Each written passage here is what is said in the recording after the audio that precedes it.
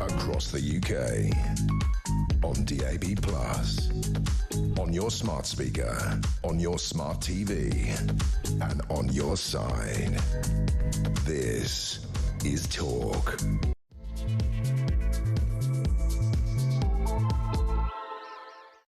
A very, very good morning to you. Welcome to the show. This is Talk, the home of common sense, with me, Julia Hartley-Brewer. It's just coming up to 3 minutes past 10 o'clock, and whether you're listening on DAB+ radio or listening on your smart speaker, watching on YouTube, watching on your connected device, it is great to have your company. Delighted to be here with you today. It's sort of a pretty nice sunny spring day. We should be feeling, well, all the joys of spring. The clocks have changed. Lovely, long, sunny, warm evenings. What's not like? Well, kind of terrible Tuesday, and essential household bills rising today in what has been dubbed awful April as well. Water bills, energy bills, council tax, all going up. Your TV licence, you name it, car tax, all going up. Although, if you're on minimum wage, your minimum wage is increasing. Your living wage is increasing as well. Trouble is, that's probably going to be offset by those national insurance rises for employers, which means that, you're probably not going to see any other rises coming anytime soon. So I'd love to hear your reaction to that, because this is where stuff really does kick in. Those few £100 are the enough amount that just tips people over the limit. That's the, if people on better incomes, the extra spending money you might have had to maybe book a holiday, maybe go out to a restaurant, but actually that money is now gone. That's money that's not going to be put into the economy. That's going to impact lots and lots of other people in their jobs as well. Are we on a downward spiral towards recession? Are we going to ever see the growth we've heard so much about? Inflation still going up, likely not to hit that Bank of England 2% target, and before 2027 at the earliest. I'd love to hear your reaction. Give us a call, 0344 499 1000. You can text the word TALK in your message to 87222. Get in touch with us on X at Talk TV. Calls are charged at the national rate. Text costs £1, standard network rate message. And of course, we've got Trump tariffs kicking in. May not affect the job that you have, but there's going to be an impact on the world economy that it will end up impacting all of us. So I'd love to hear your thoughts on all of that. Plus, we're going to be talking about the new T-tier justice row. It's erupted after police were told to treat black and white suspects differently. A report by policing chiefs, we discussed this last week, but it was raised in the House of Commons yesterday, stated that officers must now consider cultural impact and community trauma when using their powers. This extraordinary comes after the Sentencing Council climbed down at the very last minute, because it was due to come in today, the introduction of new two-tier justice rules after the government threatened legislation to block the guidance. That legislation is going to go forward. But by the way, everyone at the Sentencing Council that basically said, you should treat people from ethnic, cultural, religious minorities, I don't know what a cultural minority is either, should be treated differently. Every single person on the Sentencing Council who approved that should lose their job. Should they not? We'll talk about that. Plus, Marine Le Pen criticised a court ruling last night that bans her from running for the French presidency in 2027. She said it was a political decision, so she will appeal. But that ban stays while she appeals. Could be a couple of years. The French hard-right politician was found guilty of embezzling EU funds. She was barred for 5 years from standing in an election. Also, we're going to be talking, about Donald Trump's new tariff wars. It looks like they are going to be hitting the UK, among many other countries. And apparently the US are saying that there's no free trade without free speech. They're concerned about a free speech row involving an anti-abortion campaigner here in the UK. Very interesting stuff coming up. All of that, as I say, coming up, and all of it coming up with the chat from, I'm delighted to say once again here at the show, journalist and broadcaster Benjamin Butterworth. Welcome back to the show. Good morning, Julia. Always good to see you. What do you make of all these price rises? Just to go through them all, I won't go through all the percentages, but is in most of them, water bills going up by a lot more, but most of it seems to be about sort of 4, 6, 7% or something like that. But realistically, inflation is supposed to be lower than that. So, it's probably going up more than your wages were going up. So we're talking about your gas, electricity. Even a small increase in that is a lot of money, because they're around, the £2,000 mark, aren't they? Yeah. Your broadband, your mobile phone, your TV licence going up, your car tax, your water bills, they're going up by the most. Stealth taxes, whereby you're getting dragged into a higher rate of tax than you would have been, not basic rate to higher rate, others. So your marginal income, even if you're on quite average wages, you could be paying the higher rate of tax. Bearing in mind, average wage in this country is 38k. On 50k, anything after that, you're going to be paying the 40% rate. That tax was not supposed to be for people on that sort of income. Stamp duty if you're trying to buy or sell a home, your council tax, you name it.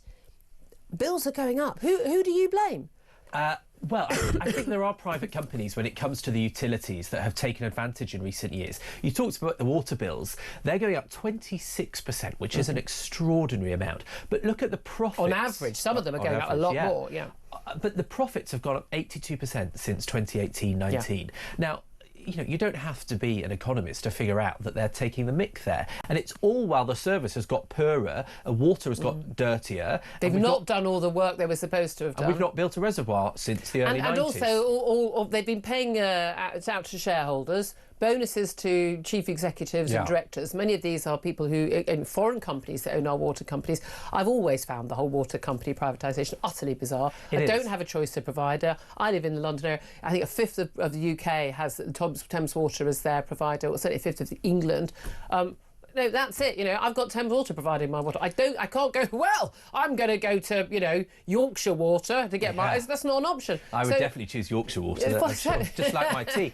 But, you know, this is the thing. Back in 2008, there was this big question of were the banks too big to fail. With our utilities, it feels like the argument is they're too essential to fail, when actually I think a bit more of the market that they claimed to have when they were privatised might do it the world of good, because they continue to provide a poor service and put up costs, and yet there are so few consequences. Yep. I know that the regulator for when there are leaks and pipes explode or the water is dirty, it didn't issue a single fine for a whole 12 months, because what they would do is they would mediate, and so they'd deal with something far less than the fine. So even the regulator doesn't get them. I think we could all agree. That they've not done a good job, neither the regulator nor the water companies. But the bills are going up, and people are going to have to pay them out something. Now, if you're on minimum wage, if you're on living wage, which is, you know, not a legal requirement, but a wage that is more likely to help pay your bills, you're seeing your wages going up. And I know a number of teenagers very happy about that, with their weekend jobs getting the full pay, a minimum wage going up. However, there is also concern. As of, I think it's Sunday, April the 6th, the new tax year, national insurance for employers, not only is the threshold at which they start paying national insurance going down to £5,000, a massive extra load of staff, particularly on lower pay, going to have that. Also, the rate going up to, I mean, for bigger employers, it's 15% national insurance rate. These are huge sums of money. An awful lot of companies say, look, we're either not going to hire new people, we're going to lay people off, we're not going to give people wage rises. Even though left-wing think tanks like, you know, the Resolution Foundation are saying, and Institute of Fiscal Studies and others, that it's the poorest people who get hit the hardest when you know, companies cut back, and they are cutting back. Now, we were promised, you know, you were very supportive of this government getting in. They were promising growth. It's their number one priority. We ain't seen any growth. If anything, we are looking like we're heading towards recession. Even if you ignore everything that's going on with tariffs and Trump and all of that, Ukraine war, just in terms of what is going on in this country, what the government is completely in charge of. We're literally doing the opposite of what we should be doing to try and help this country got back on its feet. I mean, well, there are positive things in the figures, which is... Hey, everyone, tune in. Well, the liberalisation of the ability to build houses is expected to add many billions, but that takes 5 to 10 years. And then there is the fact that I think that this government, one of the reasons they were elected was because people wanted their public services to be fixed. They've been a complete state, the NHS being the most obvious. And they wanted someone else to pay taxes to cover it. Well, they wanted them to be fixed, and so Labour raised the money to fix it. I think when it comes to the NHS, 7 million people on a backlog, many of those people are why we have such an unemployment rate, such an out-of-work rate, because people can't do their jobs. And so you have to have a big upfront payment to fix things like the NHS. It's like the potholes. We keep paving them over instead of putting new roads down. Yeah. That's the attitude to the country. I think to fix a lot of things, there would be an upfront cost. I accept that. I don't see any evidence that any of that is happening. But that's also why the growth figures have been raised for the end of this Parliament compared to what they were, because they think it will pay off. I hate to tell you, the growth figures haven't been raised. The forecasts have always been wrong. For all economists accept that all forecasts are all wrong. So I don't think we can trust on this. I really, really don't. But anyway, I want to hear your thoughts. Tell me how it's affecting you. I mean, it's very interesting, actually. And again, this is this is always where this comes out. Like, single mum, single parents are the ones who are hit the hardest. And then they use an example of a woman who's working part-time when her youngest child is 5 years old, so in full-time school. I'm sorry. Every mum I knew had a 5-year-old, whether they were single or in a couple, worked full-time when they by the time their kids were at school. I really don't understand what's... I've got family members, very good friends who are single parents, in jobs like nursing or other jobs, and they've managed to work full-time. So when you're saying, oh, I'm going to be really hit by these bills, poor me, because I'm a single mum. Well, A, why is Dad? Why isn't he paying? I'm sorry, where is Dad? Let's always go, why isn't Dad paying for his kid? And second, go and get a full-time job, like everyone else does. Sorry, is it just me? You don't have the privilege. I want to pick my kid up from school. Well, lovely. Well, then, should have married better then, is what I would say to most women. I actually think that one of the problems we have is that people aren't spending enough time raising their kids. I think that better relationships with kids, more time with them, would do us the world of good. Yeah, but you can't spend time with them when they're at school.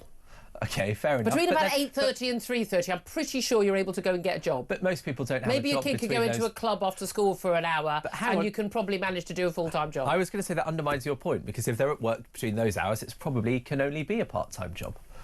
Except the fact that most mums who do actually pick up their kids from school manage to work. Well, I mean... Except, yeah. I'm just talking about facts, Benjamin. I know you on the left don't like those, but I'm just saying. I had 3 parents. I had my grandparents too, so yeah. So we never had that problem. No, OK. Right, well, look, let's also talk about this latest on two-tier justice. So we had... Two-tier justice in terms of sentencing. The Sentencing Council basically being overruled effectively by the government, saying that we're going to bring in legislation. We're going to stop you having basically 2-tier guidelines for whether or not you get a pre-sentencing report, which is largely used to provide mitigating factors, i.e. a way of softening the sentence.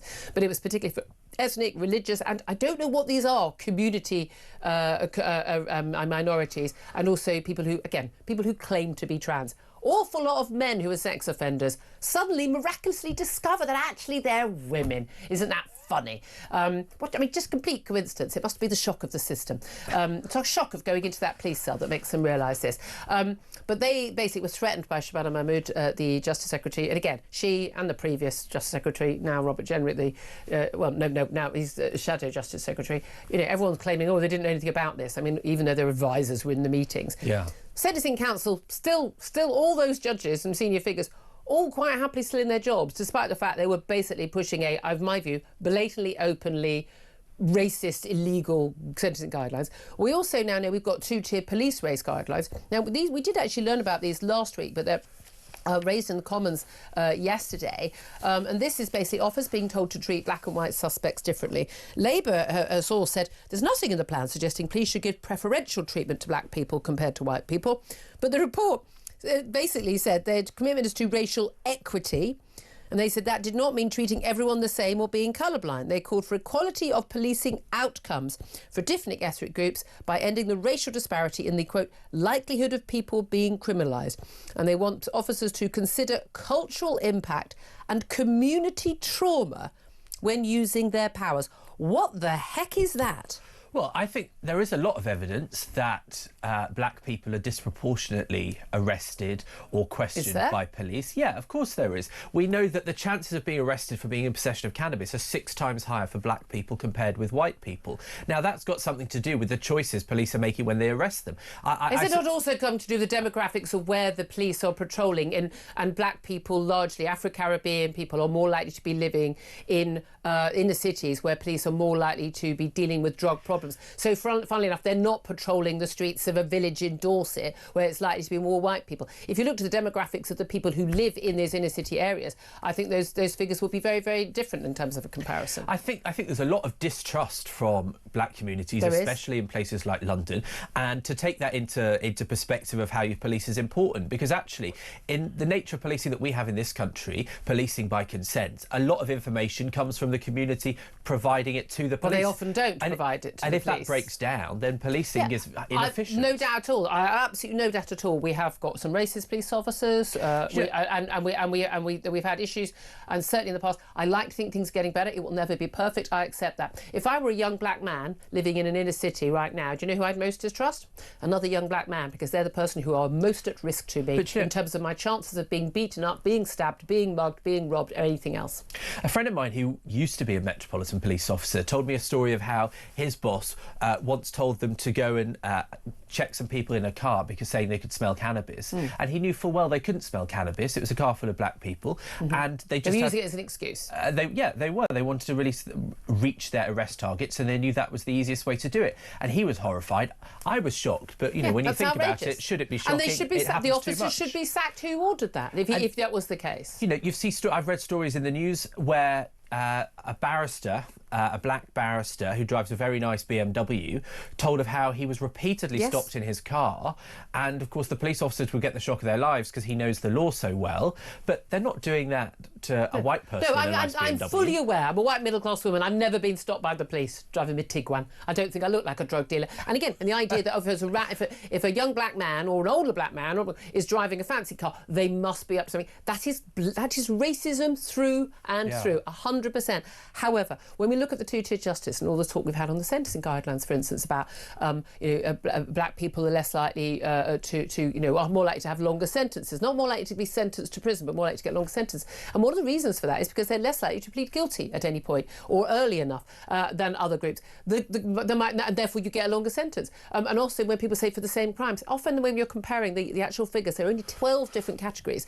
They'll include, assault on the person. Now, that will include a vast array of different crimes, from, someone sort of slapping someone to someone stabbing somebody or beating them up. And so you cannot make a direct comparison. When we look at the violence, when you look at the statistics, you look at, in many areas, and you look at who is getting hurt and who is perpetrating the crimes, I'm afraid particularly the Afro-Caribbean community, certainly in London, is vastly overrepresented in certain categories of crime. And those are categories of crime that most people, black and white, are concerned about and want dealt harshly. And so they're dealing out these crimes. If you want to know the group, by the way, the ethnic group that is most likely to get the tougher sentences, Chinese. Really? Yeah, I don't think Chinese I are being know. I criminals. look at the actual statistics and read the actual reports even by the woke sort of anti-prison campaign groups. If you actually look at the official statistics, Chinese and others, and it's like, oh, OK, but what crimes are they committing? Yeah, I wonder whether that's because there are so few criminals and maybe it tends to be a certain extremity of crime. Well, because there's always an excuse when it's not. We always have to focus on it being black people. But the key thing is everyone should be treated equally. And when people talk about equity, what they mean is having the same outcome. But you shouldn't have the same outcome if people have done different things. But you should have it's about, when it talk about outcome, it means in terms of the way that they deal with the police, that it is equal. But I think it would be complete. I think it's right that the police thinks about the fact of how they treat different racial groups, because clearly there's a problem at the moment. But when it comes to the sentencing, I think the Justice Secretary is totally right. And she wrote a letter to the Sentencing Council last week saying, look, I'm a Muslim woman and this is not OK. I don't want to be treated differently to my white colleagues. Can I point out, though, I'm not a Muslim woman. I'm a white, straight woman. I mean, I only get one category there, which is... No, but what you are shouldn't have any bearing on whether your opinion matters more or how you're treated. You should be treated... I mean, someone growing up, with a drug addict father who's in and out of jail who sort of told you to go and carry the drugs. That's a relevant factor, but it's got sod all to do with whether or not you're black or white or brown. Well, as the child of a drug dealer father exactly. and a drug dealer mother, I tell you what, I never committed a crime. I worked harder and went to school. But, and good for you. The reason that's possible is when people have role models, and maybe some of the part in African background, in Caribbean background, is black Caribbean is a particularly problematic background. There's lots of crime rates. Maybe they need good role models and better schools. Dads. Yes. Dads, that's what they need. 45% of children growing up in Afro-Caribbean homes, dad isn't in their home. In families from African heritage, not the same issue. Don't have any of the same crime rates. There's, if you look at the different crime rates between different communities, most of it goes down to family unit. actually. It's extraordinary. It's far more to do with family, demographics, than it is to do with anything to do with race. Anyway, I want to we're way over time, but I desperately want to love to hear your thoughts on all of this, by the way. Of course, get in touch, 0344 499 1000. I just want to get to Marine Le Pen. We'll talk about it a little bit later, but just briefly, Marine Le Pen banned from standing in the next French presidential election. That's 2027. She was going to go for a fourth attempt. She's odds-on favourite. Each time she's got more and more votes. We don't know who she'd be running against. It won't be Emmanuel Macron. But her party is the biggest single party national rally in France in the parliamentary elections. She was basically convicted of embezzlement of EU funds. We're not talking about going off and buying designer handbags. We're talking about using the funds from the EU to fund her party. Not allowed, no question, not allowed, funding her party back in France. However, everyone I've spoken to who worked in the EU said everyone does this. They've chosen to prosecute her. She's been banned from standing elections. We had Mike Amesbury, the Labour MP, convicted on camera, by the way, of repeatedly punching a constituent to the ground, repeatedly punching him in the face to the extent that people had to pull him off because that man could have died. He resigned from his seat. There is going to be a by-election. He's allowed to stand. Now, the Labour Party don't want him to stand. He has every right to stand as an independent. How can somebody be banned from running in an election just because of a criminal conviction? Surely that should be something that should be up to the general public, up to the voters. Well, to quote Donald Trump, lock her up. I think that's what I think of this. I mean, look, there is a difference here, though, which is, and that's not to defend Mike Amesbury, but to say that if your crime is about exploiting the political system, then should the political system not have consequences? And she was taking money, public money, from the EU Parliament, from part of the political system, and funneling it to fuel her own staff. And also, it's questionable about whether she benefited or the Le Pen family benefited, because some of the Le Pen family were being paid with this money. But for jobs. Yes, but they weren't like getting it in their personal bank account. It was like, here you go. Well, they were getting it in their personal bank account through a job. Through pay. And the party, the National Rally, was in, I think, £15 million equivalent of debt. So it couldn't afford its costs at the time it was doing this. So it's highly dubious. And many Le Pen family members probably wouldn't have had jobs. It's a legitimate prosecution. However, they don't prosecute others. And when you talk about, you say Christine Lagarde, OK, she's, boss of the IMF. She's a French finance minister. She, in 2016, was found guilty of negligence over public funds that went to a private company. She was found guilty of that. Wasn't even handed a punishment of any sort whatsoever. Oh, no, reaffirmed as the boss of the IMF. French government said they've got every faith in her. Why are the rules so different? And why are so many people so upset about what happened to the Romanian opposition leader? Because when he's banned from standing. When everyone's upset about what's happened in Turkey. Oh, but it's Marine Le Pen. There's so obviously a political bias, dimension to this. I think, though, this is going to help her party. I think there'll be a lot of people who say, we've seen the socialist leaders and others, people on the far left saying, this is such an outrage that they are horrified by it. Well, let's just be clear, though. She was using public money illegally to fund she got a criminal conviction. To fund her attempt to be the French president. That, for me, is directly affecting how she was the chance of her becoming president, and therefore Shouldn't that be up to the voters? The most appropriate punishment should be that you cannot be the French president the most appropriate so long as you're illegally using that money. If it's a jail sentence or if it's a fine or whatever it is, being tagged, that's fine. That's the sentence. That's the sentence. She's going to appeal. But banning her from running for public office, everyone should be allowed to run for public office. That's part of democracy. But it's like in the Romanian case where he was found to have, I think the accusation was Russian interference to help him in the popularity to try and win that election. If you are trying to skew the grounds on which an election is functioning, then you should have a consequence with that election. That's the difference in Le Pen and her money. Well, you do have a consequence. If the voters don't like you because of that, then they won't vote for you. Right, but I mean, I hate to go straight to Hitler, but if you push propaganda out to distort how people can read the situation, then the voters don't have. The whole point is that the voters aren't getting so you just ban fair people. Instruction. Do you think these bans? Do you think they work well? We have it in this country. If you're declared bankrupt, you're banned from running for election. You are, actually. That's a good point. I think until you redeem the bankruptcy, aren't you? I don't know, but the MP for Windsor, I think, was banned because his business had gone under, which is totally ridiculous in my opinion. I think that, there's good grounds for it, which is that they fear that, you might be at risk of exploitation with your finances. I don't think we should have that law, but it's still in the case. You can be banned in this country. Okay, fair point. 10:26 at the time. Love to hear your thoughts on this. This is Talk, the home of common sense. 0344 499 1000. Up next, going to take your calls coming in thick and fast. podcast about terrible Tuesday, awful April, and all your bills going up. Who do you blame? What's your reaction? And how are you going to cope? This is Talk.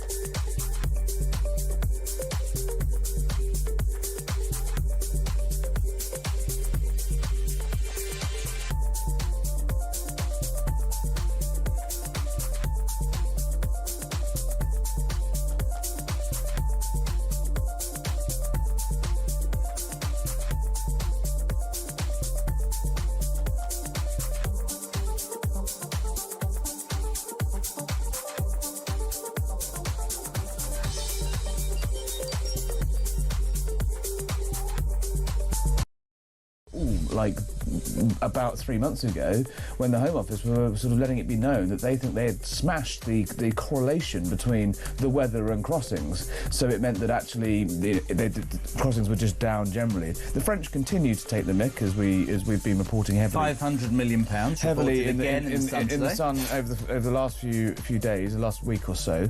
You know, they're literally sort of, you know, they're counting people onto the boats, and when the boats get full enough, the police basically wave off the boat and say, "Don't worry, you'll be in England."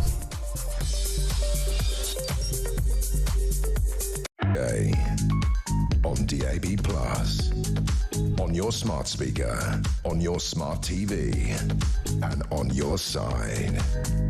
This is Talk.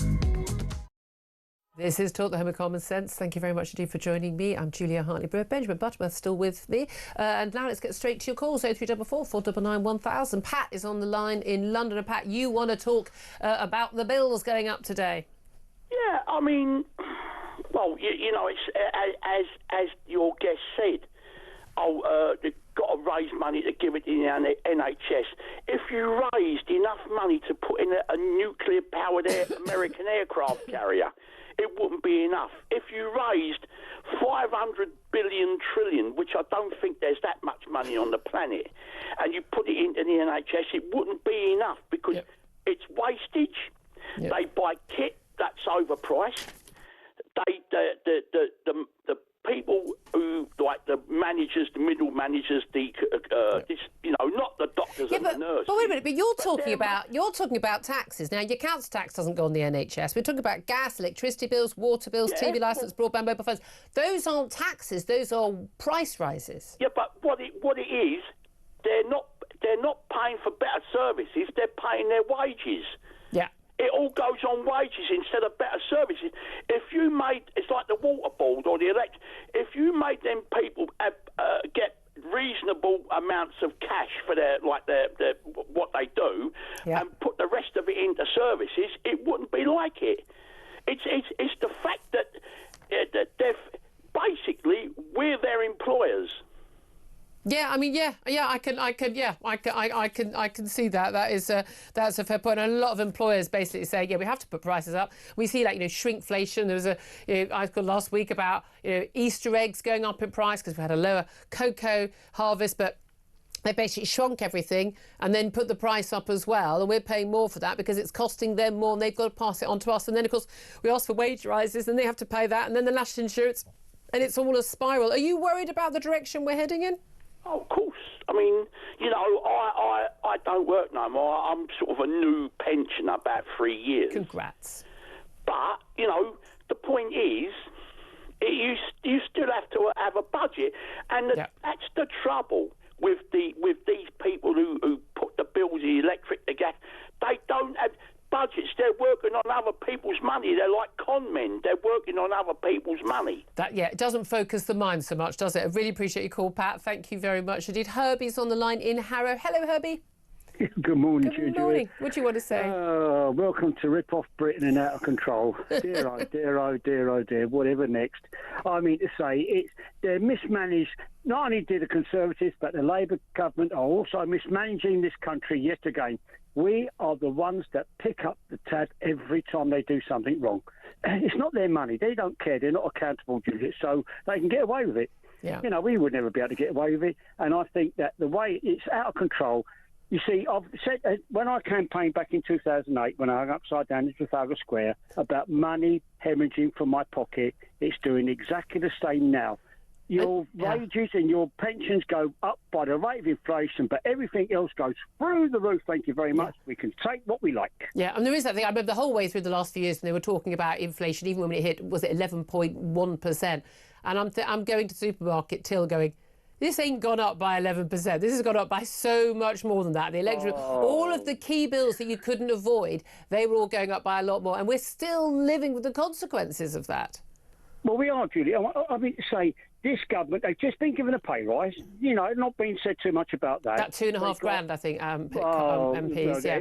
Well, there you are. And then pensioners are suffering. It's below inflation, though, to be fair. Sorry? It's below inflation, MPs would tell you. I'm just saying, it's what they tell you. Oh, yeah, but Julie, look, they've got subsidised canteens, they've got subsidised drink. You can ask £900 to look after your dog. I know, don't even start me on that. Yeah. Well, you know, they got it made. We haven't. We're paying for their having it got it made. Well, HS2 was the biggest mistake of all, which we're going to be paying back for the rest of our lives. We'll be taking a break. We're going to be talking to an MP about all of this. Ian Duncan Smith up next. Herbie, thank you for your call. It's coming up to 10:34. This is Talk, the home of common sense.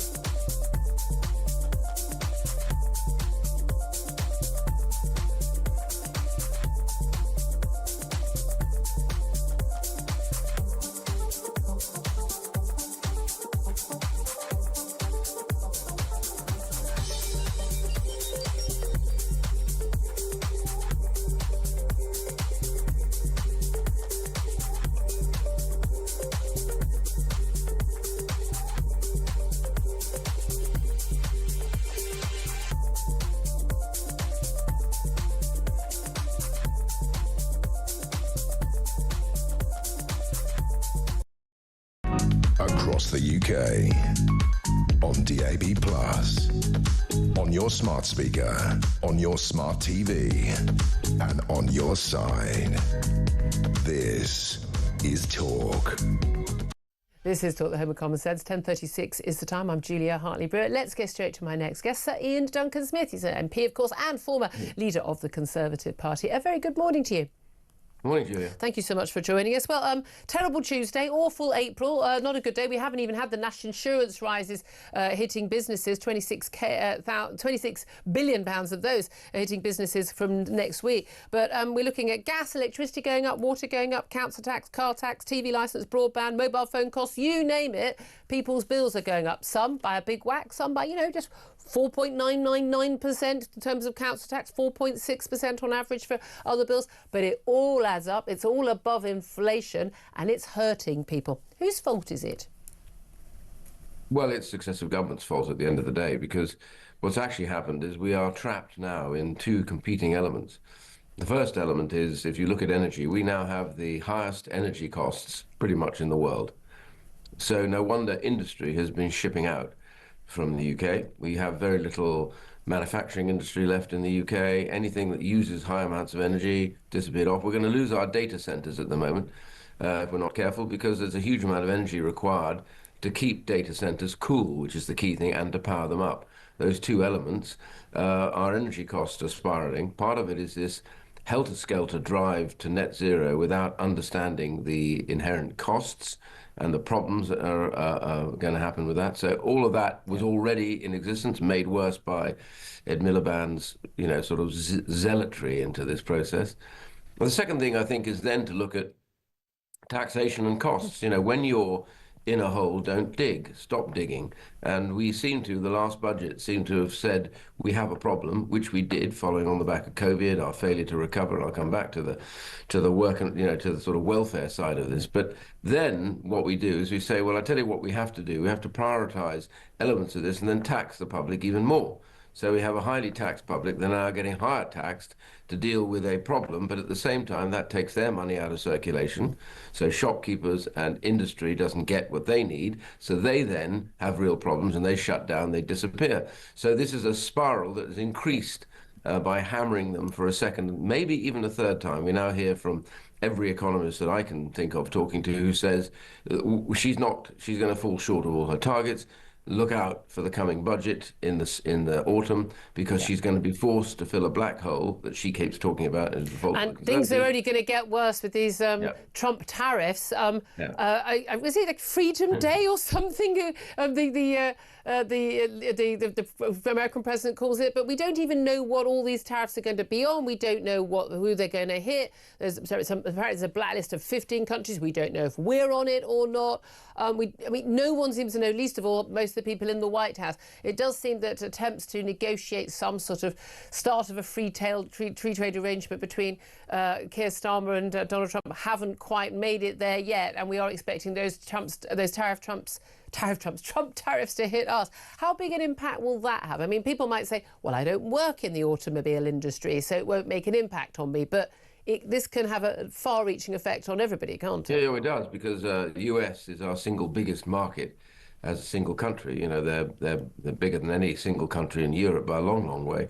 And we actually run a pretty steady position with them, sometimes marginally in surplus, because financial services are a huge exporter to the USA, because our two systems, work very well together. Both using common law and the English common law, and at the same time the English language, and it works very well. So we are the biggest investor in the United States in the world, and the United States, strangely, is the biggest investor in the UK of all their markets. So all of this is important to us in a way that perhaps some of the other countries that may be putting tariffs on aren't. Why does it matter about the automotive industry? Well, it does matter because it provides a lot of skilled jobs in the UK. It's one of the last remaining areas of industry that was a success story. And part of the reason why they're in trouble and why they won't, it's going to be difficult to ride these tariffs as they might have done 15, 20 years ago, it's because we, the governments, have hammered them on net zero to the extent that they've been forced to move over to build electric cars, which they simply won't compete with the Chinese on, and they are going to get penalized if they don't reach certain targets. That means their flexibility to keep the costs of their cars down has just had a hole punched through it. And so that means that one of the key areas for technical skills, for serious apprenticeship work, will go if we're not careful. That have an impact on defence. We want to build up our defence industry. If you lose the automotive industry, that loses a whole load of skills for us. So these things matter, and those tariffs will impact us. But the problem is They're going to impact us at the very point we've taken decisions to have higher cost energy in pursuit of this zealotry of Miliband's, which he doesn't care about anything from slave labour in his products right the way through to collapsing British industry. It just seems, I think, to a lot of us watching it from the outside, that this is just a slow motion car crash and nobody's taking any act. No one's even thought about, putting the brake on or accelerating out of it. And we are in an absolute disaster, and so many things need to change given where we are right now. Can I also ask you about another area of news today? And this is this two-tier justice row. Now, we've had the issue over sentencing guidelines, and that Sentencing Council basically agreed to delay the sentencing guidelines that we're going to bring in, basically two-tier justice as of today, ahead of a law that the Justice Secretary is going to bring in to stop that from happening. We only knew about it for a couple of weeks after Robert Jenrick, the Shadow Justice Secretary, raised this issue. We've also seen this two-tier justice in terms of the police, where police officers are basically being told that they should be looking for equality of policing outcomes and aiming for racial equity, i.e. treating a black person and a white person the same ends up being racially unequal, so you should actually treat them differently. Now, this stuff is absolutely against every principle of justice and every principle of, I think, what we hold to our hearts in Britain. And yet the people who make these decisions, whether it's the Sentencing Council, whether it's an unelected, unaccountable Quango, whether it is policing organisations, police chiefs, we have no say over these things. These people are unaccountable, unelected, and it would appear never lose their jobs, even when they promote the most outrageous policies.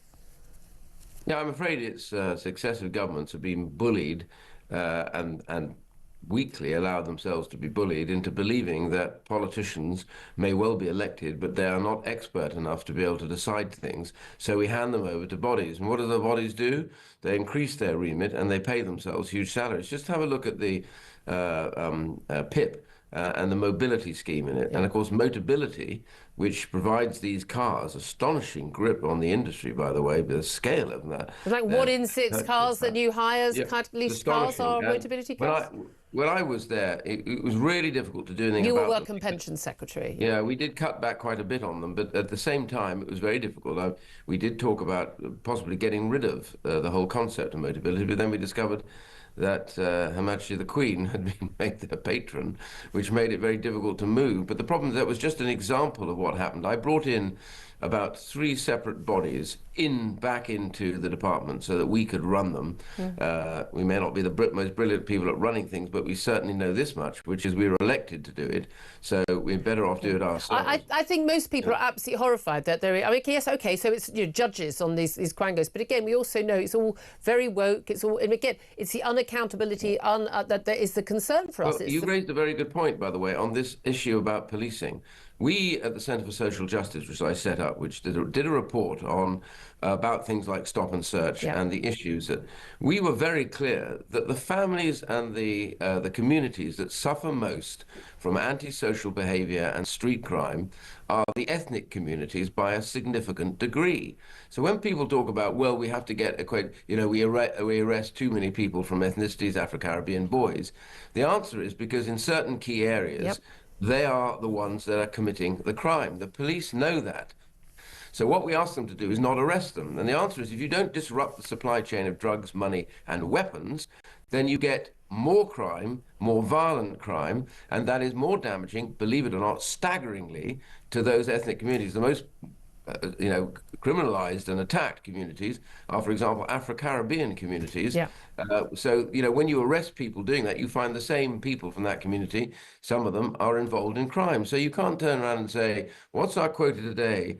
3 people from this ethnicity, 2 from that one. Okay, right. Well, we've just done 4 on that. We better apologize. The answer is you follow where you think the crime might be, and disrupting it is a critical path. Absolutely, absolutely. The biggest single risk to young black men is not the police, it's other young black men. And those are the stats, it's as simple as that. Just want to finally get on to Marine Le Pen. Yesterday, the leader of the National Rally, the largest party in the parliamentary elections last time round in France, that snap election called by Emmanuel Macron, favourite for the 2027 presidential election. She has been banned from standing for public office for 5 years, even while she appeals a conviction for embezzlement of EU funds to be used for her National Rally party back in France. regardless of whether or not the conviction is sound and whether or not she was politically targeted, leaving any of that aside, should any politician be banned from standing for public office in those circumstances? Well, not by judges, they shouldn't. If they want to be banned, they should be banned by the electorate. Democracy, whether you like it or not, rough or smooth, as Churchill once described, is the best of the worst systems that are available to us to govern ourselves, and it has its notches. But the one thing that you do say at the end of it all, the people make decisions that is best suited for them. That's what they're there to do, and our job is to stand for election, and if they don't want us, then we get kicked out. That is the nature, not a set of judges who were appointed and who quite often don't live in the same world that many of the people that vote do. So, this idea, I'm astonished at France, because they've apparently quite lately introduced this because of fears of corruption, that they could ban politicians. That was introduced. So this needs to be sorted out and torn up. I have to tell you now, I have no brief for her particularly, but what I will say, as the far left said as well up in France, yep. We've talked about this set of nonsense coming out of this advisory council on the judiciary and on sentencing, which I think is really important to have outed, and now the government is reacting by getting rid of it. Well, this is what happens when you live in a world dominated by people nobody ever voted for, who tell you how to run your lives, but never are responsible at the end of the day for what decisions they make wrongly. And that is the key. And this one, I have to say, is an abomination. The idea that an unelected judge sits there like God Almighty and says to the electorate, you don't have a choice. I'm just going to take that away from you because I know more than you do. I'm sorry. At the end of the day, whether we love it or hate them, the public ultimately knows best. Sir Ian Duncan Smith, thank you very much indeed for joining us. Benjamin Butterworth, come back in on any of those topics we covered? Well, I think his point about the fact that successive governments have caused the situation whereby all the costs are going up is actually a very honest one.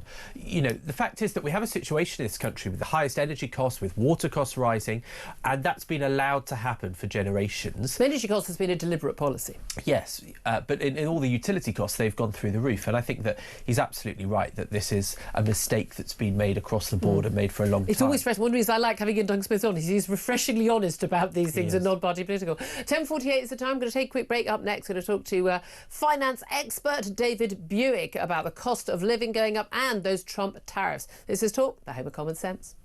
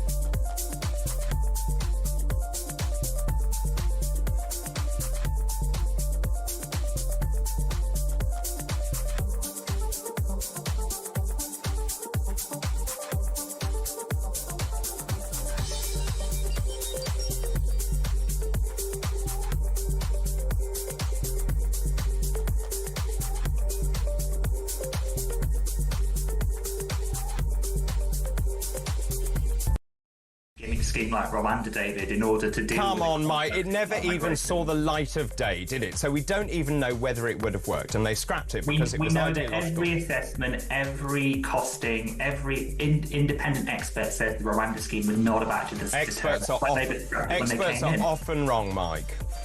I don't think so in this case, and I think this is really Labour lining itself up for what to be judged by in 2028, 2029, David. It's already said it wants to get NHS waiting lists down, it now wants to tackle illegal migration as well.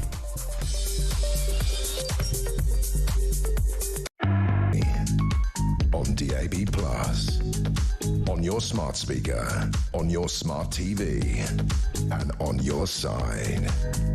This is Talk. This is Talk, the Home of Common Sense, with me, Julia Hartley-Brewer. Benjamin Butterworth still with me. Delighted to be joined now by financial advisor and markets commentator at Aquis Exchange, David Buick. A very good morning to you, David. Emperor's top of the morning to you. Top of the morning to you. Let's talk about these bills going up. I mean, across the board, gas, lecky, water, council tax, car tax, TV licence, your broadband and mobile phone costs. Some people are going to be getting an increase on the minimum wage, some people on the living wage. That'll be good. But in a week's time, we're going to, or our employers are going to be hit by the national insurance employer rate going up, and that's going to dampen down future hirings and future wage rises. We're all going to be worse off, pretty much. Whose fault is it? Who's to blame? Well, I think we're going back really to the budgets in October of last year when this ludicrous £22 billion black hole was discussed. Much of it was the creation of the Chancellor herself by offering, I think it was a 9.8% increase to a lot of public sector workers who probably deserved it. But I just didn't like the way it was done. I'm just never quite sure how much we need to pay train drivers to come to work, personally. Well, I think they're out of it at 60 grand or 70,000 pounds a year. But I think the problem we've got is that we are back into an inflationary bubble. There's no question of any doubt. You reeled off. I mean, my water rates, for instance, went up from £417 to 620 quid, which is something like a 35%, increase. Now, we know Thames Water is in worse condition than anybody else, so I rather expected that. But for a lot of people, that is breathtaking. And then, as you say, you've got rates coming in, you've got the cost of driving licenses and everything that people need.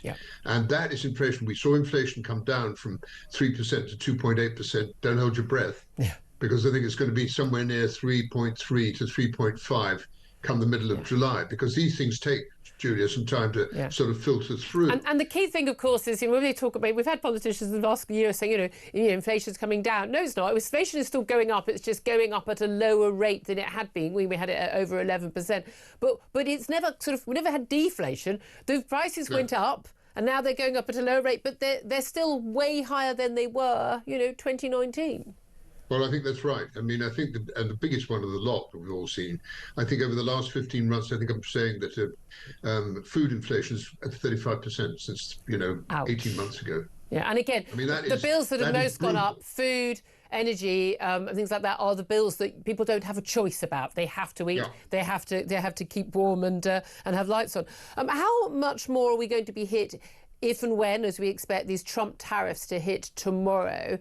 We don't even know, and it appears an awful lot of staff in the White House don't know what the tariffs will be. Donald Trump was on radio and television yesterday talking about how we're going to hit people with the same level of tariffs they're hitting us with, but it's going to be soft, it's not going to be as much. And I'm thinking, well, either it's the same or it's not as much. It can't be both. But it looks like we're not going to be exempt from those.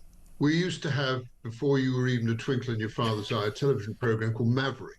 I remember. Now, that's exactly what Donald Trump is. He's a maverick.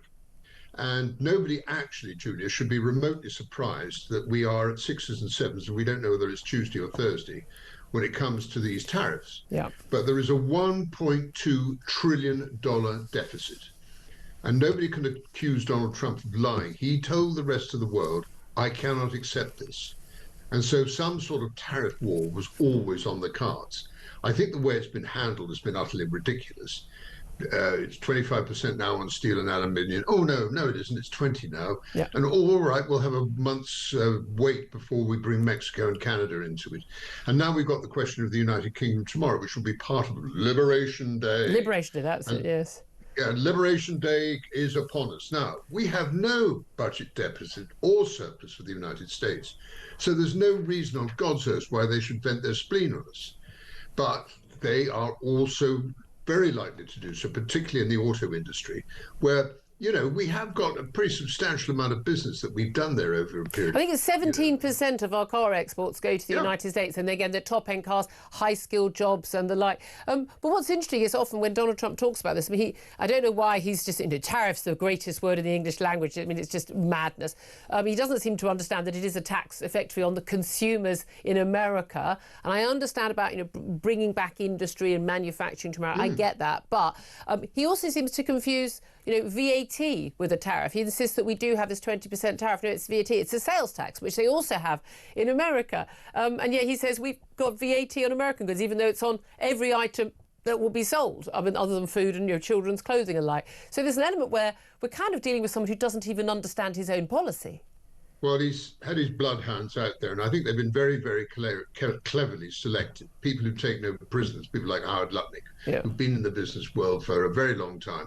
But at the end of the day, with Steve Pezant, who's a very sensible person, who's a very, you know, respected fund manager, and he will come back and he will put his hand on the president's shoulder and say, look, he may not want to listen to Donald Trump, but the fact remains that when Goldman Sachs and people like that say there's a 35% of chance of a recession in the United States, forget what's happening in the rest of the world, then that's the time when you have to actually start listening. This is about the most inflationary piece of legislation you could possibly put on anybody. Yeah, and when you start bringing in the drug industry, when you start bringing in the cars which we know are going to come and the rest of it, it is absolutely penal. And you cannot blame other countries for saying we're going to take retribution out of it. Yeah, exactly. I mean, we're not acting yet, but we'll see what comes. Really briefly, we're very short on time. Are you worried, though, that this could escalate into a bigger trade war and, again, worldwide recession, but also risk of war, because trade wars often end in war? Well, I'm slightly concerned about the headline I read today about Taiwan and China. Yeah. Now, before, they have always, you know, jingoistically messed around, making us very uncomfortable. But this is a chance where they've been given an opening, whereby it might just prove to be something more. And I hope, again, Donald Trump has a look at this, also realizes that Vladimir Putin is not the man that he's flagged him up to be. Yeah. And maybe, never say never, but maybe these tariff implementations won't be as draconian as we hoped, because I think at the end of the day, he may have very strong, profound views, and he may not say, I don't care whether people buy this car or that car. At the end of the day, what Donald Trump loves above everything else is being rich. And he wants all his people in the United States of America to have a better standard of living. And that, I think, is stuck like, you know, a comic. Yeah, I mean, that's the difference between, you know, what's going to happen in the midterm elections or not, if people need to feel better off or not. David Buick, always so good to talk to you, commentator at Aquis Exchange. Thank you for that. Love to hear your thoughts on all of this. Are you worried about those tariffs? Are going to impact you? Again, if we do have a worldwide recession, we're all impacted, folks. Give us a call, 0344 499 1000, in particular about terrible Tuesday, awful April, kicking in with all those bills going up. That's all coming up next as well. This is Talk.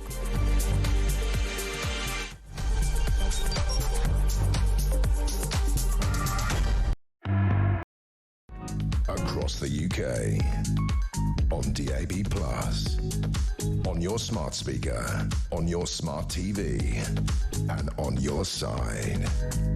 This is Talk.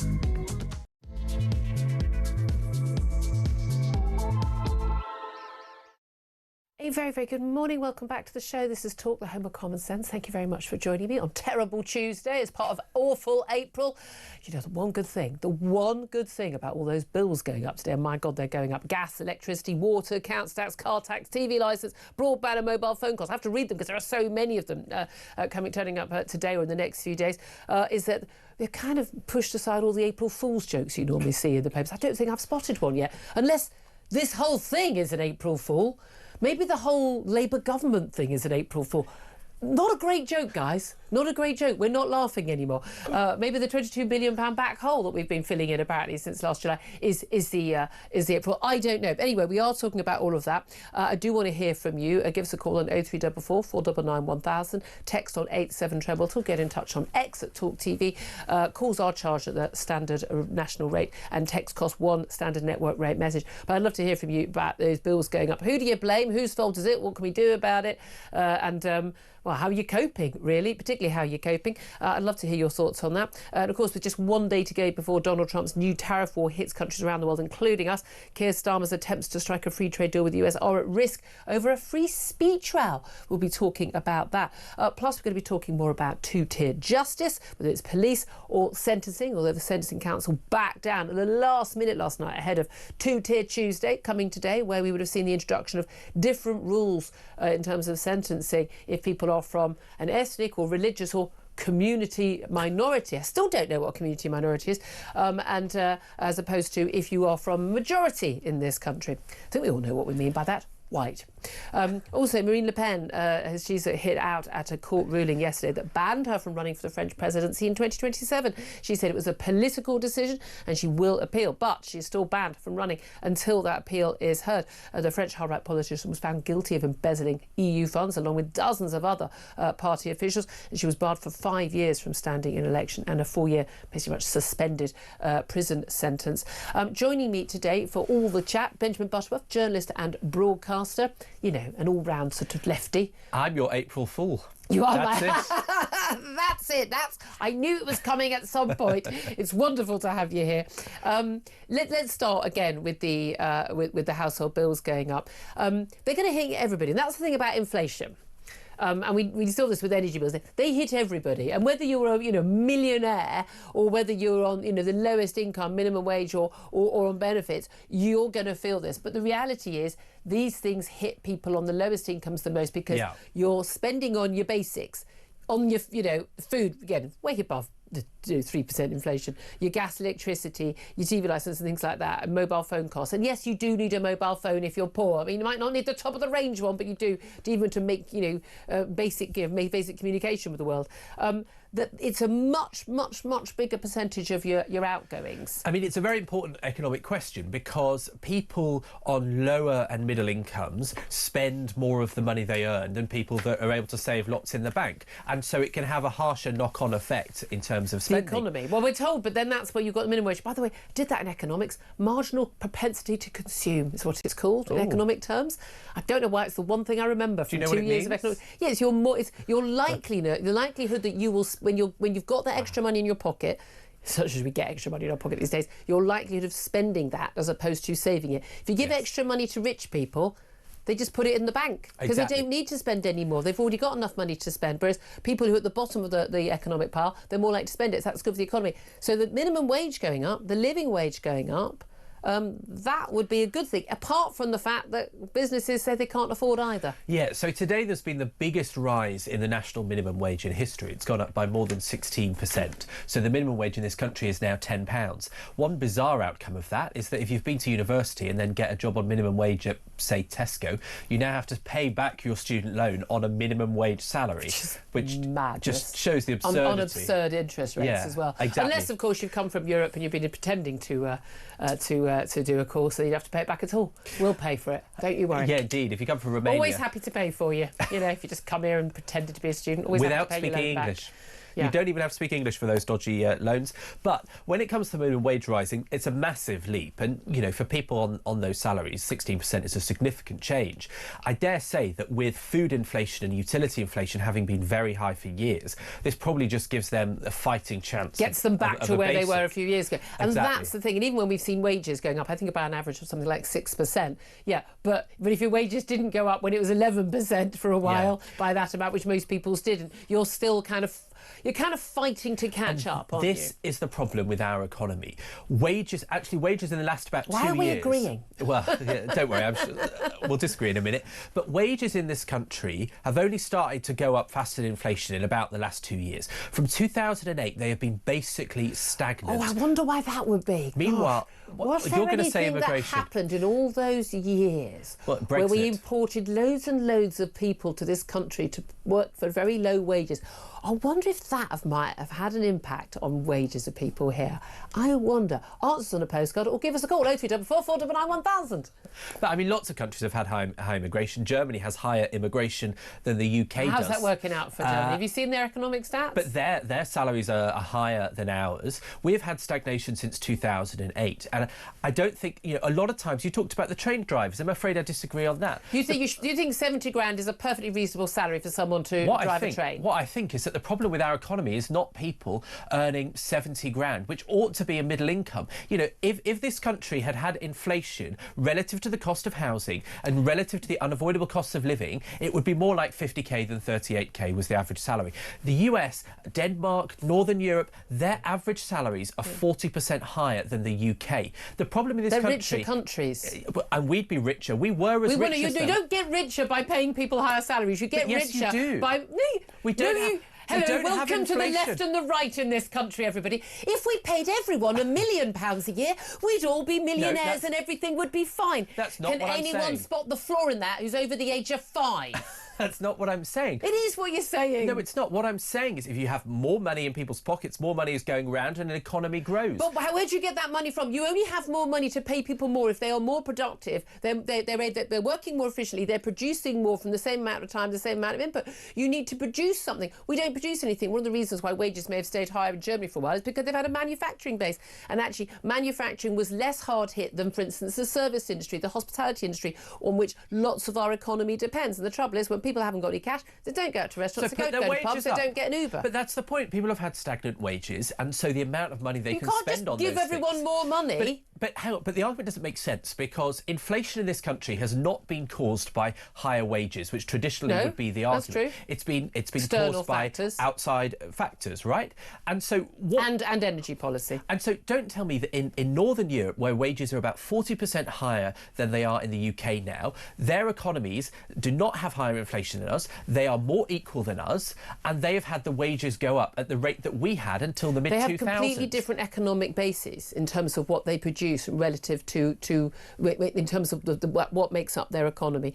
And actually, a lot of those countries haven't had the same kind of influx of huge numbers of low-skilled, low-paid workers, which we have had, because they've got a much more, say, if you look at France, like a much more structured economic jobs market and the like. There are lots of different reasons why different countries do well. All I know is that we were told for years that our economy would be booming if we had mass immigration. We've had mass immigration off the scale, mass immigration for 20 years. We haven't had a boom. No, we haven't. GDP per capita, per head of the population, has not gone up. It's not gone up. We've been absolutely stalled for 20 years. When we opened up to new countries in Eastern Europe in 2003-04, we had an economic boom that lasted some years, and that was partly fuelled by migrants. Our GDP went up, yes, but we had a load more people here consuming services, getting entitled to things like housing benefit and the like, but bringing down wages for people who are already here. Because what a surprise, if you've got a Romanian who turns up and a Polish man who turns up who's living like 10 in a house and is sending his money home to his family, which is a very typical scenario, certainly in South East England, and they're able to undercut Mr. Plumber or electrician or builder or scaffolder and his wife, who are both working full time and trying to support a home, not living 10 to a house, then of course they're able to undercut, and that undercut people's wages. Look, I want to hear your. I think he's talking abject nonsense, and I'm being kind because I'm on the radio and I'm not using a word I want to use. Give me a call what you make of this. 0344 499 1000. Tell me what you rate in terms of these costs going up. Can we move on? Can we talk about, just briefly, the two-tier justice, two-tier sentencing council guidelines? They basically, at the last minute last night, they were supposed to come in today. They've basically said, well, OK, we'll drop them. This is ahead of the Justice Secretary Shabana Mahmood basically saying, I'm going to bring in legislation. It can't be enacted until Easter, but it will have cross-party support to prevent this from happening, where you basically are going to treat people from different minorities and majorities differently. Clearly unacceptable, clearly against every principle of blind justice. But we've also got two-tier police guide, basically saying you need to treat black and white people differently. Now, none of this is acceptable to British people. We've seen two-tier justice over political causes, people's views in terms of what happened in the Southport attack last summer and the Southport riots. There's absolutely no doubt, I think, in most sensible people's minds who've been watching what's going on in terms of sentencing on freedom of speech issues, sentencing on people's what people's motives are for their actions, what incenses people, and now in terms of people's colour, their religious views, whether or not they're trans or not. This has got to stop, because once we've got a justice system or a police system where nobody trusts it, then it doesn't work anymore. Well, you have to be careful. There'll be 6 police officers at the door in no time, judging by that awful story in the Times at the weekend. I'm amazed they haven't turned up, and I make a terrible cup of tea. But you're welcome to turn up, Mr. Copper. But I think, what is shocking is that, first of all, this sentencing change came in under the Tories. They didn't say anything. Now, was that because they weren't paying attention, or was it because they kind of wanted Labour to get in trouble? They were apparently speaking up, but there's a whole big confusion about, what was actually being brought in and whether it was having pushback on. But isn't the issue that we've got unelected, unaccountable bodies in the police and in the Sentencing Council and the Just Judiciary, and they're not accountable to our democratically elected representatives? I mean, the argument comes from the judiciary that we have a long established that the Parliament doesn't interfere in a court's rulings, but that's not quite... an individual exactly, person. Yes. Which is why I thought that was such a ridiculous defence. And the head of the Sentencing Council wrote in fury at the idea that they would do that. Well, hang on. Parliament is sovereign. Parliament decides the bounds by which sentences can be carried out. Parliament should decide the guidelines. Exactly. And with advice from the Sentencing Council. But doesn't it bother you if we've said that we think this is even Shabana Mahmood, who pointed out, I'm a Muslim woman, I think this is unacceptable. Apologies. If this is basically wrong because it's racist and divisive, why are the people in the Sentencing Council who wanted to push this through and have only backed down because they know it's going to be overturned anyway? Why are they all still in a job? I suppose on the one hand, you could say that, they should give their honest opinion. They should give their I want to know what they think. But now we know what they think. Consider if it was the opposite way round. Considering if the Sentencing Council or police chiefs were saying, well, I think we should make allowances for white people in this country. I think we should make allowances for Christians or straight people, and that's what everyone would go, well, that's outrageous. So clearly you shouldn't be in a job anymore. But, I noticed earlier, if the guidelines really do say exceptions for minorities, well, people that are both white British and born in Britain, both white and born in Britain, in London are a minority. So maybe the sentencing guidelines mean you'd get a more lenient. But why should someone, for instance, minority, say, you're a gay man, okay? So sorry, have I just outed you? Oh, now the whole country. Have you kept that quiet? It's been my closest guarded secret for years. But do you feel that you're in any way facing difficulties in the justice or the police system because you're a gay man? No, I mean, I would never guess. Although, a couple of years ago, having said that, someone threatened to stab me on a train for being gay. I don't know how he guessed. And I did actually manage to get, it's quite difficult, a hate crime prosecution. Shouldn't he just be prosecuted for threatening to stab you? Well, that's not how the law works. And he was, the whole reason was because he assumed that I was gay. So that was very difficult. But I have to say the police were excellent in helping. Well, I had 2 teenage girls threaten to slash my throat, and the police didn't think they should get a record. When the one they managed to bother to identify, they didn't bother with the other one. Yeah. And their view, this a few years ago, broad daylight, absolutely just, she hasn't got a criminal record. Well, no, because you never prosecute. I made damn sure she had a criminal record because I want to know those people who've got criminal records, so next time around they can go, it's not the first time she's done this. Exactly. And actually that was why I wanted the prosecution of that guy, because he was clearly going to do it again. But it wasn't. It doesn't count as a hate crime because I'm a white woman. But the problem is that if police can send 6 officers to a door because some parents have asked questions of the school... Written emails, yeah. Apparently it was a lot of emails. 45 apparently. What? But so what? Exactly. If I had a child, as they do, with learning difficulties, and I were only allowed to contact the school via email, I'd be sending a lot of emails. But if police can find the time and resource for all those questions, then why, when friends of mine had their flat burgled and they sent them notices of where the charges were for the stolen credit card, they didn't even look up the CCTV and the location stuff had been bought on a stolen card. If police can't be bothered to do that, then there's a valid question of to say, if you ain't tackling burglaries and day-to-day thefts, then how have you got time for this Let's not worry stuff? about emails. Yeah, exactly. Can I ask you, before we go to break, I want to talk about this major incident declared in Birmingham. 17,000 tonnes of rubbish has piled up over weeks and weeks of strikes. There's no way to talk about Birmingham. I'm born in Birmingham. I only spent 7 years of my life there, but I was born in Birmingham, so my heart is still there. But this ongoing bin strike, huge amounts of waste. Whenever you see footage, just people literally walking past, just piled. The whole pavement is just rubbish. We've seen there's been sort of a blockading by bin men unions, blockading of the dumps, so people can't take stuff to the dumps. We are talking about huge amounts of rubbish, rats everywhere. The smell, it was just utterly disgusting. Look, I've always said if lockdown had included locking down bin men, it would have lasted 2 weeks. Everyone would have gone, no, we're done. We want everyone back at work, please. But because bin men were still working, people could cope. And basically taking your bin out, which is your highlight of your week for some people. But, I mean, this is just untenable to continue, isn't it? Yeah, absolutely. And Birmingham City Council has had serious problems. It's got a huge debt from both mismanagement and a case about equal pay. It's a total basket case. Yeah, and, you know, the reality of councils failing, and we've had quite a number in the past couple of years, is these services we take for granted but are essential to living in an area end up with 17 tonnes like in Birmingham. But there's also this utter madness under this court ruling where, you know, dinner ladies say that they should be paid the same as bin men. And so, you know, it's largely women in the kitchens at schools and it's largely men doing the bin collecting. But saying they should be paid the same, and these employment tribunals sort of mass rulings, which are massively impacting in terms of back pay for thousands of staff, which I think are utterly absurd, both in the private and public sector. If you want to go and be paid what a bin man's paid, go and be a bin man. Or, I don't know, go be a train driver, get 70k a year. Clearly a job where you are starting later, you're indoors, you can work, for instance, school hours, as a lot of mums do when they work, do the ladies do that work, is going to be easier work in lots of ways and preferential work for a lot of people over, you know, being out on the streets from 4 in the morning in the pouring rain and the cold, handling people's rubbish. Of course those people are paid more. If you want to go and get that job, go and get that job. I don't know why you should be thinking it's not equal or equivalent work. It's a completely different job. I must confess, I would definitely rather be a dinner lady than a bin man. It's just utterly bizarre. If you want the bin man's pay, go and be one. But, you know, I think the problem here as well is that it's done retrospectively.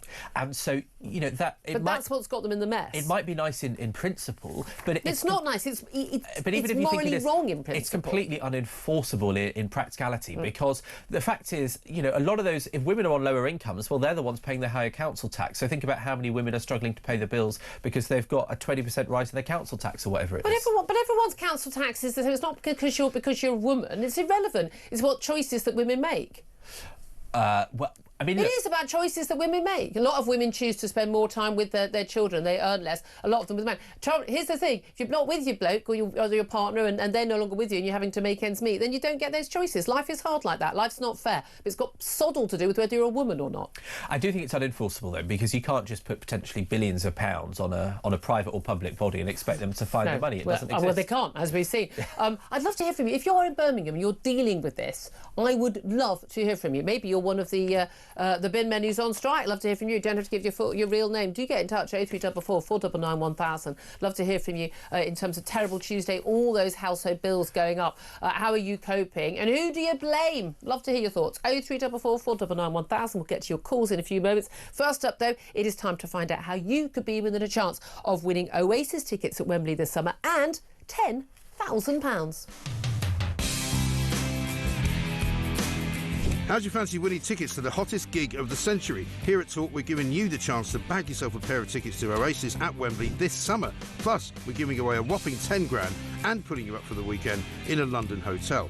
All you need to do is text the word prize to 83338 and you're in the draw. Alternatively, you can enter by post. Once again, all you need to do is text the word prize to 83338 or you can enter by post. Good luck. 18 plus UK excluding Northern Ireland. Enter by text for £2 plus one standard network charge by 11 p.m. on the 7th of April 2025. Or post your name and number to Oasis Competition, PO Box 3190. Colchester CO2 8GP to arrive by 5 p.m. on the 10th of April 2025. Full terms and conditions at talksport.com. This is a News Broadcasting Network promotion. Thank you, Mike, and good luck to you in that competition. 11:22 is the time. This is Talk, the home of common sense.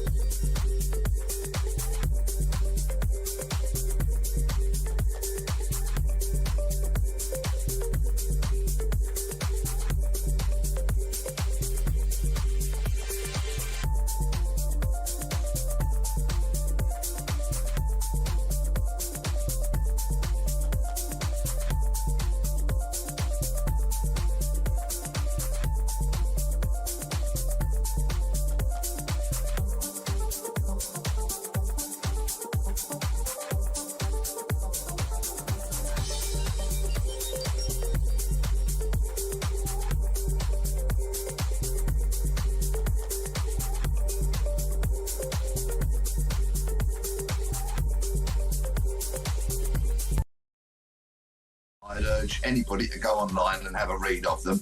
You'll probably be shaking your head as you do, thinking, why are the police not abiding by these in 2025?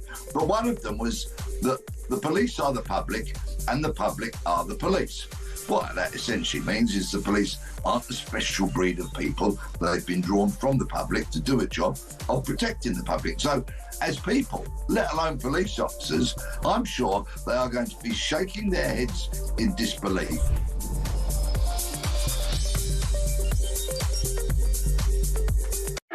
The UK on DAB+, on your smart speaker, on your smart TV, and on your side.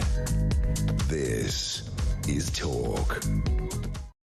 Very good morning to you. This is Talk, the home of common sense. 11:25 is the time. I'm Julia Hartley-Brewer. Benjamin Butterworth is here, and your calls that are coming in thick and fast. Just get your messages first, though, coming in about Terrible Tuesday, all those bills going up. Tell us your reaction. Jennifer says, given everything going on in the world, Trump tariffs, war, energy insecurity because of net zero, I can't say I'm surprised. Lawrence says it's OK as long as MPs get a pay rise and have their expense accounts and claim for their dog's rent. Oh, and cockapoos, we talked about this yesterday, the MP who claimed 900 quid for her pet surcharge rent from the landlord. But I mean, if you can afford a cockapoo, I know some friends, I think they're around like 2 or 3 grand to buy. If you've got to spare 2 or 3 grand to buy a dog, you can probably afford the rent for your dog.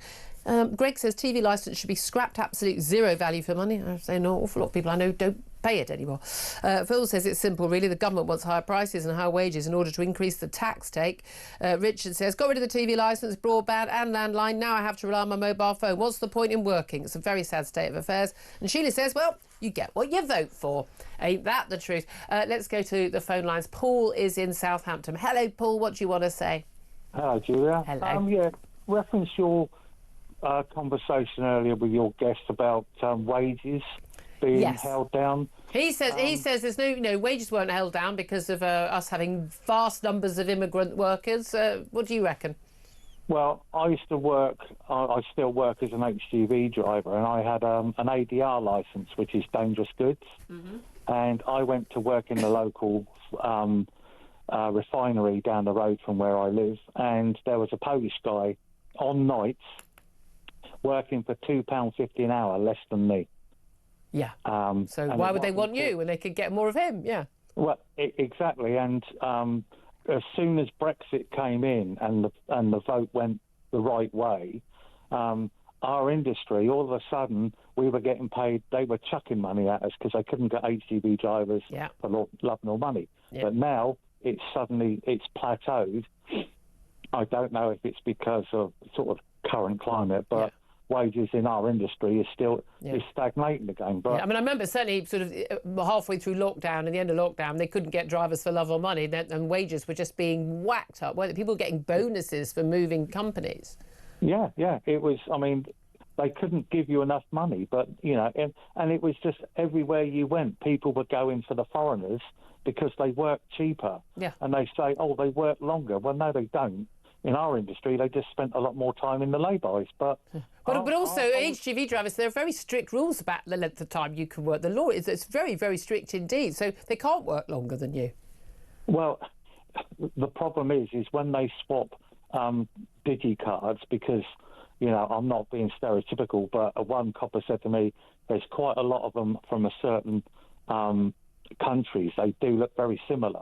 If you look at, the cheekbones and that, and if you don't look too hard at it. This is hearsay. This is what it's not yet. This is what you said you were told by. So people are working. OK, you're saying there's some questionable attitudes towards sort of the law as well. Paul, so appreciate your call. Thank you very much indeed. Georgina is on the line. She's from London. Georgina, we spoke yesterday. What do you want to say?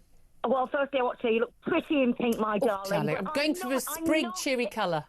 I'm not in good form. I've been listening to what Benjamin Butterworth has been saying, and I need to say to him to take off his rose-tinted spectacles. This is not good. This country is unrecognisable to what it was. We've got more illegal immigrants coming in than than illegal workers, and we're having to pay for these people. It's tantamount to every taxpayer taking in a non-rent paying lodger, and we don't want it. You know, the Tories did help advance the problems we are experiencing, but this party, the Labour Party, have exasperated the problems we have now to catastrophic proportions, and every working and non-working family is suffering, Julia. Well, one of the key things is, and we talk a lot about illegal migration, again, I think anyone who's not got a problem with that, I mean, I just think they're strange. I genuinely just think that's weird. But actually, the cost to the economy of legal migrants who are low income, even though they're coming here to improve their lives and they're working, so the cost to us long term of those people getting citizenship, as many do, staying here into their old age, the services they use, pension entitlement and things like that, even if they'd come here and worked, if you're on low income or even average income, they're going to be a net drain on our society. And again, competition for wages as well, and means that employers don't try and train up, and there's no motivation for politicians to get our young people, you know, the 1 in 8 who don't do anything at all, you know, back into work. There is a massive impact and cost of legal migrants to this country as well, even if they're doing the best for their families. Yes. I mean, Benjamin cannot defend the present government and the way things are going. He can. Let's give him a go. Go on then, Benjamin. No, but I can, because the reason we've not got growth is because the last 14 years they didn't build anything. The problem. 14 years. Please, Benjamin, with the greatest respect to you, stop blaming the Tories for the... to be fair, Labour didn't build anything either. They didn't build a reservoir or a power station, nuclear power station or anything like that. This government is absolutely right, because it's raising the money to cover the massive costs of things like the NHS and the lack of quality in schools. The NHS is already getting more money. And then it's building things. The problem in this country, I'm afraid, is that we've got too many boomers that don't want anything built near them. We need reservoirs, we need millions of homes, and we need wages to rise. All of those things are essential. Georgina? You can't listen. You cannot get a doctor's appointment in this country. It is an impossibility. So that's why they put the tax up to pay for it. Benjamin, let me speak. We pay your wages. The books are being cooked to make it look like the hospital waiting lists are coming down. You have slashed benefits for the disabled and the elderly. The government is taking money in expenses to keep their dogs, while the elderly can't afford to heat their homes. How dare you say that the Labour Party is doing a good job? She's got you there, Benjamin. She hasn't, because actually the next couple of days pensions go up by 4.1%, almost double what inflation is right now, and they go up by that amount because it's how much inflation. Because well, it's 2.8, but it's because of what wages are going up. So pensioners get more money in their pocket than everyone else.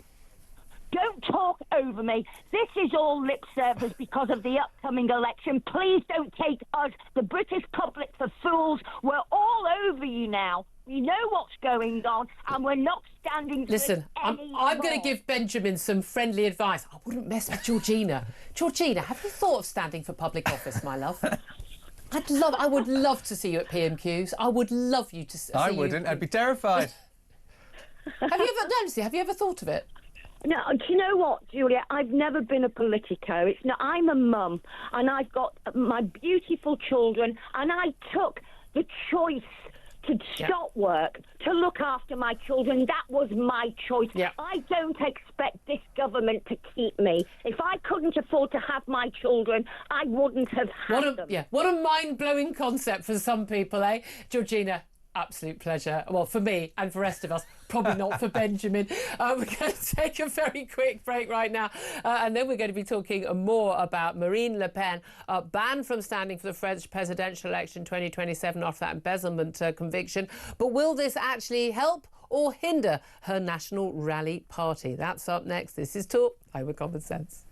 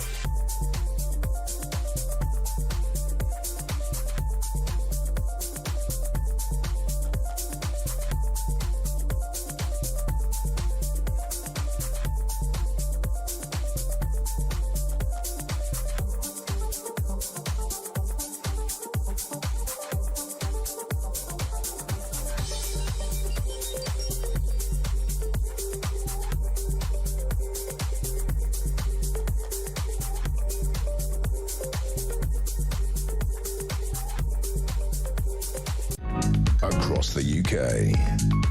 On DAB+, on your smart speaker, on your smart TV, and on your side. This is Talk. This is Talk, the Home of Common Sense. Thank you for joining us. I'm Julia Hartley-Brewer. 11:36 is the time. Just to let you know that Kemi Badenoch, the Tory leader, is giving a speech today behind a podium saying Labour's jobs tax, and of course talking ahead of the, not just on terrible Tuesday today, awful April, but what's happening on April the 6th, the new tax year, when of course national insurance, employers' contributions and the threshold for paying those contributions is going up. £26 billion tax rise on business. It's a jobs tax, pure and simple, and it will impact largely people on the lowest wages. That's the point she is making today. Let's talk right now, though, about what is going on across the Channel. No, not Channel migrants for once. Let's talk about Marine Le Pen. Just after I got on air yesterday, we learnt the news that Marine Le Pen, the leader of National Rally, three-time presidential candidate in the runoff for the presidency twice, the last two runoffs against Emmanuel Macron, which she lost, she was convicted of embezzlement of EU funds. Basically, conviction is for using funds that she was entitled to when she was an MEP in the European Parliament, but using those back in France for her national party. She's been convicted along with many officials, dozens of officials in her party. The sentence, though, is what has really caused uproar in France and indeed around the world. And the sentence includes not just 4 years, 2 years suspended behind bars and 2 years with a tag and a €100,000 fine, but also a 5-year ban on standing for public office. This has caused outrage among many supporters for her, both at home and abroad, but also actually outrage among even the far left in France over this ruling by a court over who the French public can and cannot vote for. Let's talk about this now with French journalist and writer at The Telegraph, Anne-Elisabeth Moutet, who joins us. Very good morning to you, Anne-Elisabeth. Morning.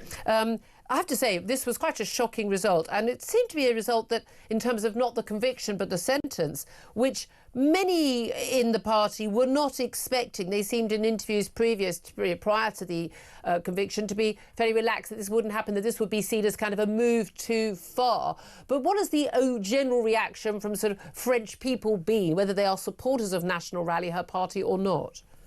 Well, what's really interesting is that people seem to discover something that has been discussed at length before. And you just quoted the far left now complaining about this. Well, there's a very similar case coming up for Mr. Mélenchon, the leader of Bode, and therefore he doesn't want to be served with the same treatment, which he probably would. The one first thing that has to be said is that Marine Le Pen and her 24 co-defendants in the dock are guilty. It's been proven there were emails of supposed parliamentary assistants working for the European Parliament who would send emails months after they started receiving European salary. Shouldn't I go to Brussels to meet my supposed boss? Including Marine Le Pen's sister. So it's not as if she's not. But on the other hand, she is appealing. And this specific law is a very badly written law that was passed under President François Hollande in a great orgy of political purity. And it provides for the ineligibility sentence not to be conditional to an appeal. Marine Le Pen is appealing, and in normal law, she would be considered innocent until the last judgment has been passed. And in this instance, she is barred from running from now. And that's what is creating the trouble. And we may not see a result of any appeal for a year and a half or so. And of course, that makes it difficult. No doubt at all, she is, by a small margin, the front runner to win the next presidential election, to get into the runoff, as she's done the last two times. This would be her fourth attempt. She said it would be her last attempt. We don't, of course, know who she'd be running against, even if she could stand, because Macron not standing for a third term. But there's no doubt at all, in terms of the snap elections that were called by Macron last spring, that we did see National Rally becoming, the single biggest party. They've got a huge support, growing support, particularly among young people, spreading across the nation. A lot of people are saying that actually this could help her party rather than hinder it, because of the outcry over the idea that, unelected judges are imposing this sentence for political reasons, as she herself claimed last night on TV. Well, we've never had a tradition of electing judges in France, and they're all civil servants. No, but they're unaccountable to the people. Whereas the people could make a decision about, they could say, you're convicted of embezzlement, we don't want you to be our presidential candidate, but they're not going to be given that option. They have handed her a victim card. If they condemned her and said you are guilty of this, was proven, and then she'd appealed, it's entirely different. And she's now sort of using the victim card, and even people who are not personally concerned with this are worried about the principle of the law. France is a country that always had problems with party finance, with the result that when we passed a moralizing law for party financing that was allowed to citizens, because corporations are not allowed to give any money to parties, it was passed in 1988. It is about £7,000 per person, so you can pay a maximum £14,000 when you're a couple. And that amount has not changed since 1988 because nobody dared up it, just as in the instance of the expenses scandal in Britain, nobody had upped the salaries of MPs for a long time because that was also supposed to be unpopular. And that I'm not excusing her, but that explains a few things. Yeah, well, the thing is, I've covered the EU an awful lot as the political editor, and we know, the EU, I can't even remember the last year, I'm sure you can't, of where they actually had their finances signed off, the actual European Union, the European Commission. There is a huge amount of corruption, fraud, embezzlement, and God knows what going on a grand scale with EU funds, both in nationwide countries, among MEPs. I've no doubt at all about it that she committed this crime along with these officials, but the choice to bring prosecution against her and her party as opposed to against other parties, I'm very sceptical that wasn't a political decision. And in terms of the punishment, again, whether one holds a card for her or not, we think back to 2016, Christine Lagarde, a former French finance minister, then at the head of the World Bank, the IMF. She was found guilty of negligence over national funds, public funds that went to a private company. She always said she was innocent, but when she was found guilty, there wasn't even a punishment, and she was reconfirmed as the boss of the IMF. I think most people think that... I can't say this because basically Christine Lagarde, who is a lawyer, she was at the head of a large American law firm, and after 20 years of an incredible tug of war between a French businessman and a kind of Alan Sugar, if you like, and the government, she went and she said, look, we need an arbitration in this case. And she named 3 of the best lawyers in France, including one from the Constitutional that had been on the Constitutional Council. They looked at the arbitration. She was not involved in this. She was just the minister. And they said, well, actually, you do owe him money. And she was then accused of that. And that was a fix. That was a much more transparent fix. She was not only innocent. She'd done her job. It's just that there's no such tradition of arbitration rather than... Okay, you're saying that's not a direct example. What about the outcry we've seen from sort of the liberal left over what's been happening in Romania with an opposition leader being barred from election? What's happened with in Turkey with Erdogan banning the mayor of Istanbul from standing outcry? Everyone's out in arms. But, if it's someone we don't agree with, Marine Le Pen, so-called far right, well, then it's okay. This is the sort of stuff that kind of did for the Democrats in America, isn't it? Isn't there a risk where the lawfare, even the perception of lawfare being used, I've thought a lot of the cases against Donald Trump were bang to rights, but the decision of when to charge him and when to push those cases was seen by many, and including by me, as political. That this actually could do more damage to the people who are supporting it and could actually help, because of course there are alternative candidates for the French president, including Bardella. Yes, Bardella is the obvious candidate. When the whole case came to fruition a month ago, he said, if Marine Le Pen is ineligible and I run for president and I win, I will immediately take her as my prime minister, which is his right, by the way. He can do that, no matter what she's been condemned about. But that was a year ago, or almost, and the election is in 27 if Macron doesn't call one before. And we do not know whether he will abide by promises made so long after the fact. So we don't know. It might mean the end of her career. Yeah, I mean, that's many people are saying that. And she'd already said this would be the last time she'd run. But there's no doubt at all in terms of the rise of parties, disparaged as far right. My God, the party is the Front National, very much was a far right party, moved very much more to the centre. Giorgio Bardella, for instance, I mean, the son of migrants himself, very different figure. We've seen the success of Giorgia Meloni in Italy, once considered far right, beyond the pale, now absolutely in the fold of the G7 leaders. We've seen the rise of the AfD in Germany, the rise of Reform, topping the polls. In the UK, a poll the other day saying more people think that Nigel Farage would make a good Prime Minister than any of the other party leaders. I mean, at the end of the day, do you think that this rise of the right, whatever we'll call it, hard right, that actually this is now unstoppable?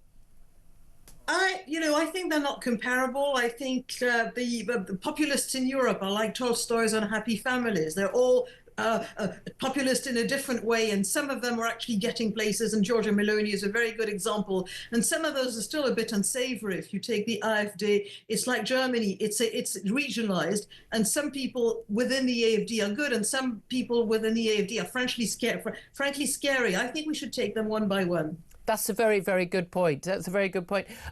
Just if you had to get, I mean, obviously we don't know how an appeal would go, what happens.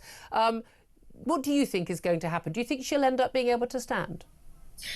There are now calls by neutral people, not self-interested, saying this law was badly written and it should be changed, which would be interesting. There's also a recourse to the French Constitutional Council.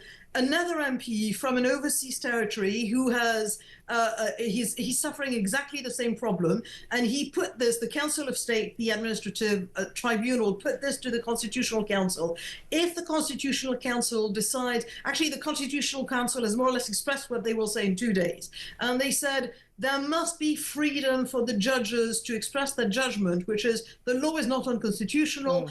Judges can be, they do not. It's not compulsory for the judges to take this practice, and it's basically lobbing the responsibility to the specific judges who took that decision. Yeah. And I'm not sure it's going to work out. So there's a good chance that she will not be able to run. It's going to be fascinating to watch. It really is. Anne-Elisabeth Moutet, French journalist and writer at the Telegraph. Thank you so much indeed for joining us. Benjamin Butterworth, your reaction to what she had to say? Well, I mean, if the law is badly written, they can change the law. If they think that this is going to have problems because actually it makes her the victim, well, then maybe Macron could have his sort of moment of reprieve where he tries to bring the country together on this and says, actually, we should edit that law so this isn't possible. But there'll be an awful lot in the sort of centre and so-called moderates. I don't think they are moderates, but the centre ground, supposedly, of French politics, as we have here in the UK, where they'd be quite happy for her to be barred, and they'll think that they'll pat themselves on the back at their dinner parties, in Paris, and say, "Well done, good move." We don't care how angry people get, but I'm intrigued to see whether or not French end up on the streets. They like doing that. I think there's no doubt about that. I think whatever happens, they like to be on the streets protesting. I think it's right that the punishment fits the crime, and the crime was to fund her presidential ambitions, and now those ambitions are affected. So she faced a prison sentence and a fine? Well, she's got a prison sentence. She's going to have to wear a tag for 2 years as part of this. She's not actually going to go behind bars. But again, I don't know why, if it's not worthy of going behind bars, not sure it's worthy why the French public are not allowed to have a say in whether or not they think she's good enough to be their president or not, whether I would vote for her or not. I'd love to hear your thoughts on this. Do get in touch, 0344 499 1000. A lot of people saying after what happened with Trump, what happened with Marine Le Pen, could something happen with Nigel Farage? Remember the debanking by Coots? Actually, there are lots of different ways in which, I would say Ofcom going after his show at GB News in a way that they seem to be utterly unbothered by other political shows on other channels. I'd love to hear your thoughts. Give us a call, 0344 499 1000. Up next, we are going to be talking about a talk exclusive about the number of police officers turning up to work on drugs and drunk. This is Talk, Home of Common Sense.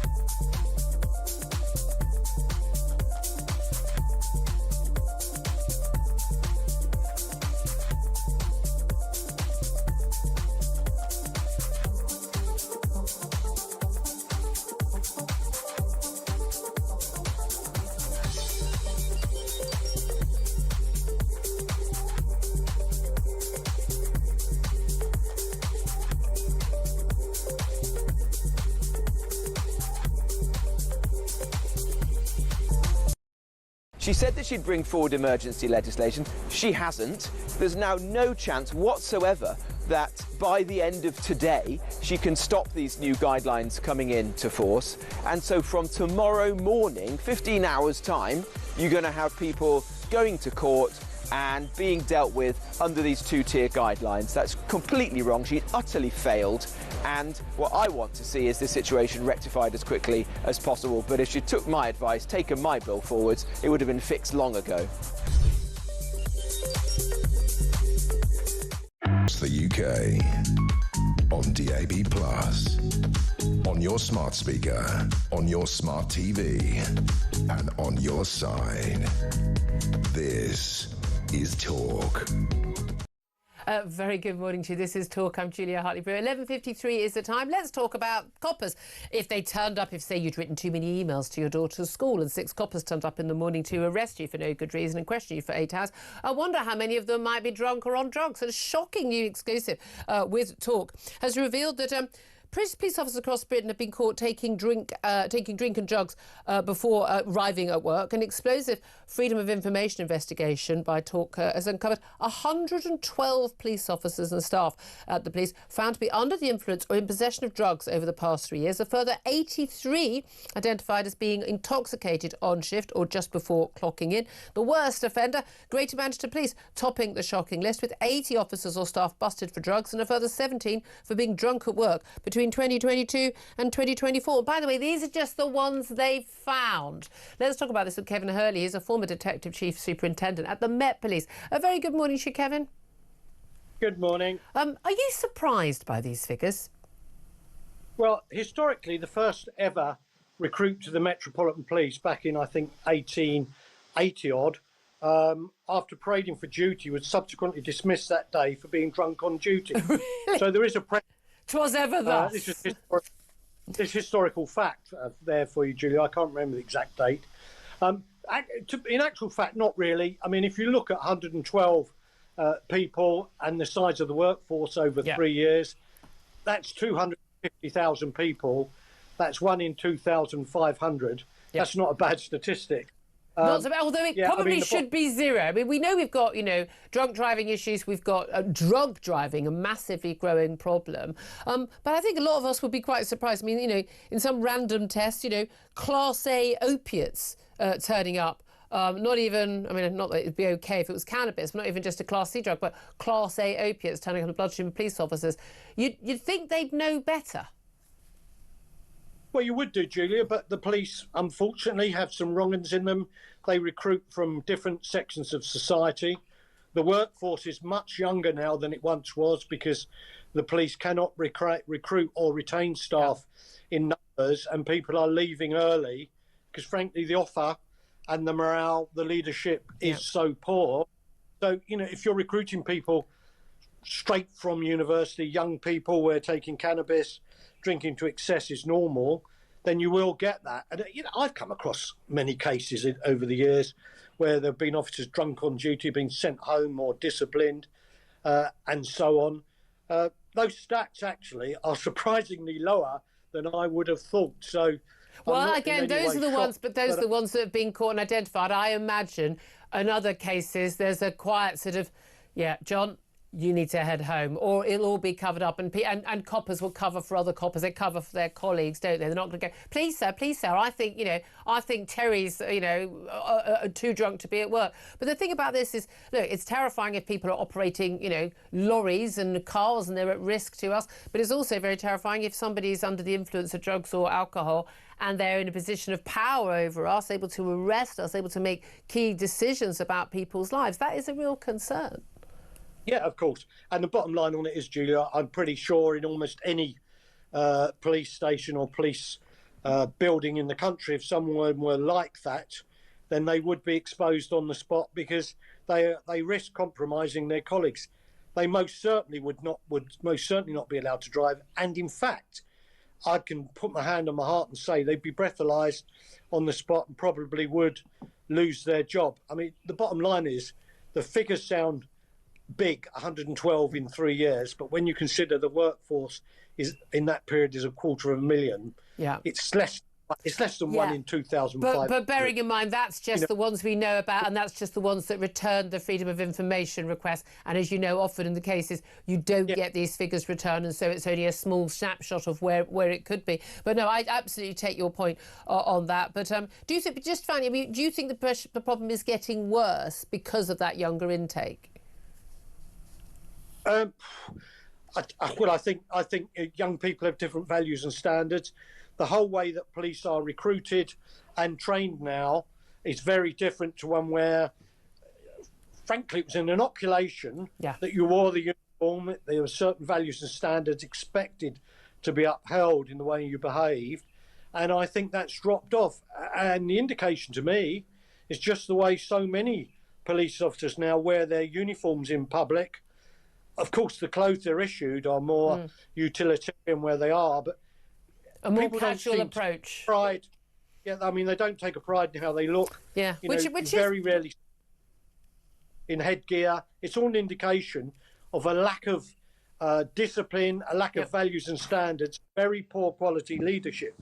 I mean, the issue on it is that people who are cops are basically very good people. They want to do the right thing. Where they've failed is, first of all, at the chief officer leadership level, and the aspirants to that, who are the superintendents, who will do very often anything to get promoted. I know. Yeah, and we know, and there's that PC thing. I'm going to have to leave it there because we're out of time. But Kevin Hurley, so appreciate you joining us, formerly of the Met. Quick word from Benjamin Butterworth listening to that. You were chuckling when I was, because Kevin said. For radio listeners, the headlines on the TV was lines of duty, and which really made me laugh. That was pretty witty. But I mean, the idea there's bad apples in the police force won't surprise anybody. And back then and now? The idea of 112 sounds like it's not endemic, but the idea that anybody takes illegal drugs and works as a police officer... the Met Police didn't respond to the request. Loads of the police forces didn't respond. That's just the ones that responded. The Met is the biggest. So that's the thing. Again, I just find it extraordinary that police, that many organisations simply don't respond to these requests, which are legally binding requests. They should have these figures to hand. 11:59 is the time. Up next, we're going to take the latest headlines, and then we're going to be hearing from the brilliant, the wonderful chief political writer at Spiked Online, Brendan O'Neill, on what's going on at home and abroad. I want to hear more of your calls as well about coping with those cost of living rises. This is Talk, the home of common sense.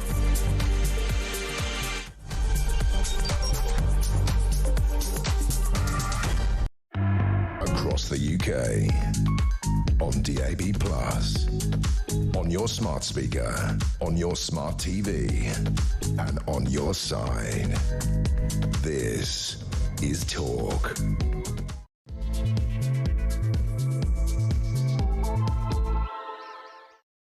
This is Talk, the home of common sense, with me, Julia Hartley-Brewer. Welcome back to the show. Very much appreciate you joining. We're with you all the way until 1 o'clock, and whether you're listening on DAB+ radio or on your smart speaker, watching on YouTube or on your connected device, it is lovely to have your company. Lots more to talk about in this hour, including those essential household bills that are going up today. Gas, electricity, I'm going to have to read the list because there's so many. Gas, electricity, water, council tax, car tax, TV licence, broadband and mobile phone costs, all going up by varying degrees. In terms of the big lump sum, it's your energy bills, but in terms of percentage, it's very much more likely to be your water bills, or maybe even some of your council tax, depending on where you are. I'd love to hear your reaction to Terrible Tuesday, the start of Awful April, as it's known. Also, of course, we've got businesses dealing with the national insurance hike coming on the 6th of April as well. So we're going to be talking about all of that. Also going to be talking about the new two-tier justice row over policing. This after the Sentencing Council climbed down last night over the introduction of two-tier justice rules of government threat to basically bring in a new law, which is going to be brought in by Easter to block the guidance. But why are all the people who thought it was OK to have different rules for people from different ethnic or religious backgrounds, or whether they think they're trans or not, why are those people still in a job and now to have any say over our justice system? Because are they not breaching the very principle of justice being blind? Love to hear your thoughts on that. We're going to talk more about Marine Le Pen being banned from running for the French presidency in 2027. Also, those channel crossings under Keir Starmer have been higher than under any of his Conservative predecessors, with more small boat arrivals so far this year than at any time since it began 7 years ago. Plus, it's another one of those mad woke stories. Again, we did double check. Is this an April the 1st story? I hope we're sure that it's not, but it could easily be. According to an historian at Oxford University, Muslims learned about homophobia from the British Empire because apparently the horror of same-sex relationships, that's a quote, not from me, did not exist in Islamic culture before the 19th century. So that's our fault too. Love to hear your thoughts on all of that. It's all coming up. Joining me for the chat today, Benjamin Butterworth, journalist and broadcaster. Good afternoon to you. Good afternoon. And it's no longer April Fool's now. It's 4 minutes past 12, so we're safe. Yes, you're right. You're right. Well, I mean, I hope someone double-check that. I have to say, most days, I think most of the stories in the news must be April Fool's. So I kind of just assume they are now, whatever the day of the year. And we've got so much to talk about. I do want people to get in touch. 0344 499 1000 is the number to call, whatever we're talking about, but particularly terrible Tuesday and all those bills going up. Who do you blame? How are you going to cope? Do text us on 87222. You can get in touch on X at Talk TV. Calls are charged at the national rate and text cost £1, standard network rate message. But Benjamin, we'll get your thoughts on all of the big stories once again after we've spoken to our next guest in this hour, Brendan O'Neill, chief political writer at Spiked Online. A very, very good afternoon to you. Hi, Julia. How you doing? Thank you very well indeed. Lovely to have you here. There's lots I want to talk to you about. Can we just start, first of all, with two-tier justice? Because we are in an absurd scenario where, as of today, we were supposed to be seeing what the Shadow Justice Secretary, Robert Jenrick, dubbed Two-Tier Tuesday. And the sentencing guidelines issued by the Sentencing Council basically were saying start as of today, but they've backed down because they're facing legislation to stop this going ahead. That basically courts should treat people from different racial, religious, sexual proclivity, and whether they're trans or not, treat them differently in terms of whether or not they should get a pre-sentencing report. This is largely, usually, to try and see if you're going to mitigate the sentence, give them a softer sentence. But after they backed down on this, we also learnt more about this issue, this guidance issued to police, telling them that they should be aiming not for equality under the law, but equity, so that they would have to treat black and other minorities differently to how they treat white people, suspects or defendants, because of their race and because of, even they were saying, community trauma. What do you make of this, complete twisting of the principle of blind justice? Absolutely, that's exactly what it is. And, the guidance that the police are talking about, I noticed that it said, being in favour of racial equality doesn't mean being colourblind. Yes, it does. Yeah, I'm sorry. Literally what it means, yes. That's exactly what it means. And there's a reason that Lady Justice is often depicted with a blindfold, because the law is supposed to be blind. It's supposed to rule without fear or favour, and it's not supposed to judge people on the basis of their heritage or their skin colour or their sex or anything else. If it's true, and it is true, that in the past, people from certain minority groups were treated more harshly by the cops and by the law, that is true. But you don't fix that by then racialising the justice system in order to prevent that from happening, because that then just makes it unfair for people who are white and heterosexual and male, etc., etc. You do it by being colour blind. You don't give someone a harsher sentence because they're black, and you don't give someone a harsher sentence because they're white. And the fact that our cops and some of our legal system doesn't understand this, that's really worrying. Yeah, and so much of this comes from critical race theory, something which most sane people avoid like the plague, which has this whole theory that by definition, white people are oppressors and are racist. By definition, people of colour must be victims. And they're very much drawing on the American history of race relations, which is based on, pretty much everyone who was black in America was a slave, was taken there against their will, outrageously treated. If they've survived the journey across the Atlantic. And indeed, we had laws in our, certainly in my lifetime, Jim Crow laws and others, which were, basically racially segregated. But we don't have any of that history here. People in this country who are of ethnic minorities have chosen to come to this country. We've never had laws that have prevented, black people from voting or having the same civil rights here. We just don't have that history. And yet there's been importation of basically Black Lives Matter propaganda, whether it's about policing or whether it's about, justice in society, the economy, you name it, everything, that somehow the majority white population is oppressing the minority black population. And often stats are brought out on this. People say, black people are getting longer sentences, black people are more likely to get custodial sentences. I looked up the stats on all of this before I wrote about this a couple of weeks ago for The Sun. And actually an awful lot of this is frankly untrue. Different ethnic groups do have different outcomes, but largely actually it seems to be for demographic reasons in terms of whether you live in an inner city, whether you're more likely to be in a social and economic group which is poor, whether you're more likely to have a dad in your home or not. Massive impact. Whether you're likely to plead guilty at all or at an earlier stage in the proceedings, and the sorts of crimes that are committed by different ethnic groups because of those demographic and other reasons. All of that gets swept aside. We just have a blanket. Black people are hard done by, white people are privileged, end of. And it's too simple. It's way too simple. But you know what, Julia? We're not allowed to talk about all those complex social, cultural problems that you're mentioning there. Where are the dads? Where are the dads? Exactly. And, you know, Lord Sewell made this point a few years back. I know he's in the headlines for something else at the moment, but, you know, this man is a font of common sense as far as I'm concerned. This is Tony Sewell, who's written fantastic reports on these exact issues. Exactly. And a few years ago, he made the point about fatherlessness. He made the point that there is a great social tragedy in this country that no one wants to talk about, which is that almost 50% of black kids grow up without a dad.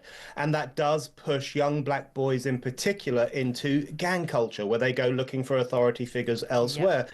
These are important social tragedies that deserve more of our attention, but we're not allowed to talk about them in all their complexity. We just have to nod along to the kind of American imported idea that everything is down to racism, everything is down to whiteness. But, you know, I think in relation to all of this, Shabama Mahmood deserves a lot of credit, actually, because... She's the Justice Secretary. She said she would stand up against this and bring in legislation against this. That's right. And in her showdown with the Sentencing Council, she has asserted the sovereignty of Parliament against this arrogant quango that thought it could do whatever the hell it wanted.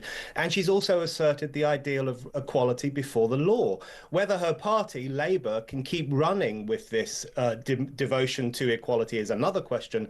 But she has actually done incredibly well in this fight, and she deserves a lot of credit for that. Absolutely. Again, though, she did point out, you know, as a Muslim woman myself, I don't want to be treated differently. But again, you get into these situations where she can only say that because she's a Muslim woman and she's from a minority, and we get into this ridiculous scenario where what your utterly irrelevant ethnic or other background becomes more important than what you're saying, which is a craziness. But interestingly, you mentioned the sovereignty of Parliament, and this ties in, of course, with, you know, the immigration. Another story today. There's the huge number of people coming across, you know, illegal migrants that we basically can't tackle because we can't stop the pull factor, which is, regardless of how you tackle smashing the gangs or anything else, at the end of the day, people want to come to this country because they believe they'll be able to stay here and work here, black market or not, that they're going to still want to come. And we've had these battles over the Rwanda policy, which was never going to, on its own, make a big change. It wasn't the same as the Australia policy, where no one sets foot in the country and they dealt with it within a few months. But the principle that Parliament is sovereign, not the courts. Parliament can change the law, withdraw themselves from, you know, withdraw the country from the European Court of Human Rights and Convention on Human Rights and all of that. This is the thing. This very much ties into this. We have so many unelected, unaccountable quangos, courts, judges, justices themselves. And although on the individual cases they're entitled to make those individual decisions, they are applying across the board, I say, values and guidelines which simply do not tally with what the democratic public actually think. Exactly right. And, you know, as you say, they have the right as judges, of course, to make judgments on individual cases. But it too often leads to a new value system, or it too often is done openly to show up the government, to say to the government, well, you're wrong, you're not allowed to do this. We don't care that millions of people voted you into power because we know better than them. Yeah. That is what a lot of this lawfare fundamentally boils down to. You know, we had a civil war about this in this country 350 years ago, which established the primacy of the House of Commons, the primacy of the elected wing of government over all the other wings of government. And it's in our Bill of Rights, you know, the idea that if there was anyone outside of the Commons that has more power than the Commons, then we live in a tyranny, not in a democracy. And we are sleepwalking into that very situation. But there is so much we need to do to make sure this doesn't happen. We have to get out of the ECHR, in my view. We have to rethink our commitment to the Refugee Convention. We have to dismantle a lot of human rights law, which is actually about empowering judges rather than protecting human rights, and assert the right of ordinary people in Britain to determine the fate of the nation. And this goes all the way way back to the attempt to overturn Brexit, either through the courts or through just, well, we just won't enact it, we'll just stop it from happening, we'll make every possible challenge possible, when it was the blatant and clear will of the British people, blaming it on, oh, well, it must have been the Russians, it must have been this, it must have been... And, you know, the attempts, you know, the legal attempts, the electoral commissions, you know, arresting, you know, and the cases that were brought against, you know, Aaron Banks, Leave.eu founder, Darren Grimes, you know, a friend of mine who faced, I mean, a harassment for, I mean, you know, years and years, when he committed no wrongdoing whatsoever in terms of his use of funds for part of the Leave campaign.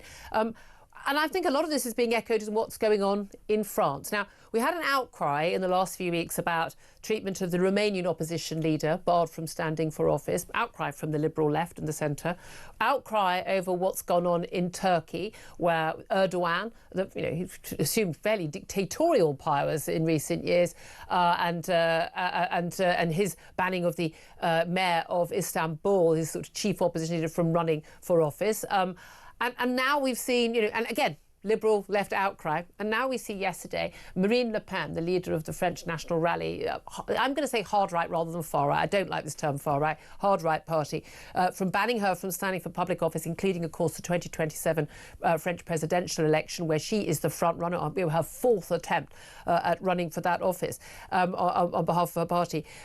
She's been convicted of embezzlement. I mean, it does appear bang to rights. Do you think that the decision to bring charges against her party, when we know just how unbelievably corrupt pretty much the whole of the EU is, but her party facing those charges, but also the sentence banning her from standing for public office, do you think this is another form of lawfare against democratically elected politicians? Absolutely. I am horrified by what has happened to Marine Le Pen. And I say that as someone who could never see himself as voting for her. I'm not a fan of Marine Le Pen, but this is an act of lawfare against French democracy. It seems pretty clear that it's a pretty trumped up charge designed in large part to prevent her from standing in an election that it looks like she would have won. And, you know, every single voter in the French Republic loses out as a consequence of this. Those who wanted to vote for Marine Le Pen lose out, and those who wanted the chance to defeat her at the ballot box also lose out. Everyone has had their rights taken away from them. I just feel that Europe is teetering very precariously on the abyss of authoritarianism, because we had the Romanian case that you mentioned. We know that the EU is incredibly undemocratic and often meddles in countries' internal affairs. And if you have a referendum and they don't like the result, they make you run it again. Exactly. So we've had this building up for 20 or 30 years in Europe, where democracy is seen as a disposable thing. Now it's coming to fruition in the blocking of one of France's most popular politicians from standing in an election. This is incredibly serious. And I think all of Europe, whether you're left wing or right wing, needs to be treated as seriously as it deserves. It is very interesting that even the likes of Jean-Luc Mélenchon, who's very much on the far left socially, hard left, he came out speaking out about this. And Viktor Orban of Hungary, and we see Je suis, Marine. But she's going to appeal, and unusually the ban stands while she appeals, which is going to create difficulties. There is a possibility, though, that this may work out very well for the party. She, although a very popular figure and has made herself sort of a much more sort of appealing figure, moving close to the centre ground on many issues, and ousting sort of, you know, blatant outright racists from her party, including indeed her own late father. But that she could be replaced by Jordan Bardella, much younger character. He's only around 30. He's a very charismatic, young, handsome man. He himself the child of immigrants, that he could take his chances at running for the presidency. It may well be that by making her appear more of a victim, this could actually help the party rather than hinder it. You know, everyone should know by now that lawfare can often end up making a party more popular or a politician more popular. Look at Donald Trump in America. Yeah. He was attacked by lawfare constantly for the past 4 years. There was a concerted effort by the elites to prevent him from standing to be president, and his popularity just grew and grew and grew. I think we could definitely see a similar blowback in France. And also, the other thing about France, and one of the reasons I secretly love France, is that it has a very fiery history. It has a very revolutionary history, people like to take to the streets there, which I think is their prerogative.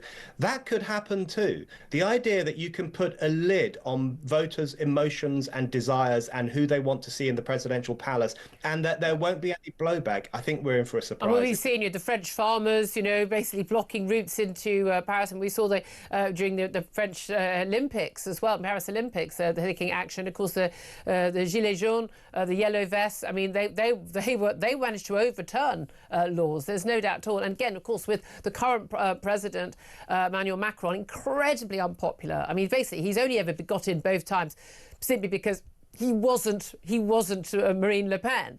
And that's really rather changed in recent years. We shall see what happens there. It's very interesting. You mentioned Donald Trump there. Let's just finally talk about Donald Trump. He calls it Liberation Day tomorrow. I'm not quite sure what people are being liberated from, the imposition of tariffs. Now, across the world, we've had some tariffs already announced, some already in place. No one's really sure what the tariffs are going to be or which countries they're going to hit, which goods, at what amount. He said it's going to be the same as the tariffs other countries impose on US goods being imported to their countries, but it's going to be lower than that. I don't know. It can't be the same and lower at the same time. No one seems to know, least of all Donald Trump. He doesn't even know what a tariff is. He thinks VAT here is a tariff. Of course, it's not. It's sales tax on all goods, including those made here. But how worried are you about this? And worried that not only does this impact our economy and the world economy, that a trade war could actually escalate into something more serious, given where we are with Russia and Ukraine, where we are also with China. We've seen these absolutely terrifying military exercises surrounding Taiwan in the last 24 hours after very belligerent talk from China about willingness to take Taiwan by force. How concerned are you that this tariff war is the start of something we might not be able to control? Yeah, it's unpredictable and it is worrying. And I often find myself thinking, what's going to happen next? You often feel that you can predict where politics is going to go, but at the moment, I don't feel that at all. And the thing is that it's very clear now we live in a wholly new world. The era of globalism is falling apart. The era of global institutions is falling apart. In some ways, that's good. These were often very undemocratic, interventionist institutions, but it also opens up a new era of unpredictability. I don't think Trump is the single-handed author of this new period, but he definitely is hurrying it along. And we know from history that trade wars and economic tension can often boil over into something else. So we do need to keep level heads, even as we're talking about serious matters like this. Absolutely. Always so good to talk to you, Brendan. I know we're going to have hopefully we'll speak again in the next week as well, but I said in 2 weeks' time, Tuesday the 15th of April, we're going to be doing a live podcast with Spiked for your podcast at 7 o'clock, I think, live it is, on Tuesday the 15th of April. Very much looking forward to doing that with you. That's Brendan O'Neill. Benjamin Butterworth, listening to all of that, what do you want to come back in on? Well, I think Brendan O'Neill is right that we're living in an era where the makeup of the last 70 years of global institutions is clearly changing, and Donald Trump is driving that. Whether it lasts, whether it becomes substantial, will depend probably on what happens after Donald Trump. Or is everyone just going to sit and wait until Donald Trump's out of office? I mean, he's been talking about running for a third term. Indeed, which he won't, and I suspect he doesn't. I don't think he will. Anyway, he can't. He's going to be old. Well, I mean, again, this whole idea that he could run. Could he not run as vice president rather than president, No. and then JD Vance stands down? I don't know. I don't think it'll happen either. No, you can only be on a presidential ticket twice. And actually, in reality, each state has to put the candidates on the ticket. Yeah. And so there's inevitably going to be enough states that would stop that. So even if somehow he forced it, it's never going to happen. But I think what he's doing, the question is, you just said it, is the rest of the world, or much of the world, just going to try and resist this and sit it out? That certainly looks to be the UK's attitude to this, of sort of say nothing. You've got these tariffs. Don't upset him. Exactly, which is not a bad logic, but is it the best logic? You've got this attitude of the tariffs come in tomorrow, which could have a real effect on parts of our economy, and we're not really saying anything. Yeah, but the extraordinary thing is, well, again, what are you going to? What is the purpose of grandstanding if it's not going to make things any better? But there's also, I mean, it's real politics. Sometimes you have to take one on the chin when there's a much bigger trading partner. But I think what's fascinating is how much damage this could do to the American economy. I don't know who put it into Donald Trump's head that tariffs were a good thing. There is an element of bringing back, onshoring again, bringing back a lot of that manufacturing that has gone, and it's all very well putting the prices going down in America because you've got all these cheap goods, but if people haven't got jobs, we need to all do that. I think I'm in favour of free trade, except where, when you have completely free trade, or indeed the EU, free movement of people within a big customs union, actually some people get hurt. The rich people always get richer. Rich will always get richer, but people at the bottom of the pile get poorer from these things. You couldn't have a more perfect storm for inflation than putting tariffs on lots of goods and the manufacturing of parts of goods, and also cutting immigration, which leads to higher wages. So that will affect That'd be a good thing for people on their wage. But here's the thing. What's fun of it? You're a massive fan of the EU. You know the EU has tariffs on everyone pretty much outside of the EU. People always say, oh, it's free trade. No, the EU is about free trade within the customs union to protect from outside. But the problem is, I mean, yes, we do, but the problem is that, the US and the West relies. The fact we've outsourced our manufacturing of day-to-day goods to places like China is one of the reasons why today a TV costs a few hundreds of pounds than it did 25 years ago. We've benefited enormously from this global model, and challenging it could make things very expensive for ordinary people. OK, well, we shall talk about more on that. I'd love to hear from you, particularly about bills going up, these tariffs and everything. I'd love to hear from you. Give us a call. 0344 499 1000 is the number to call. It's just coming up to 12:25. This is Talk.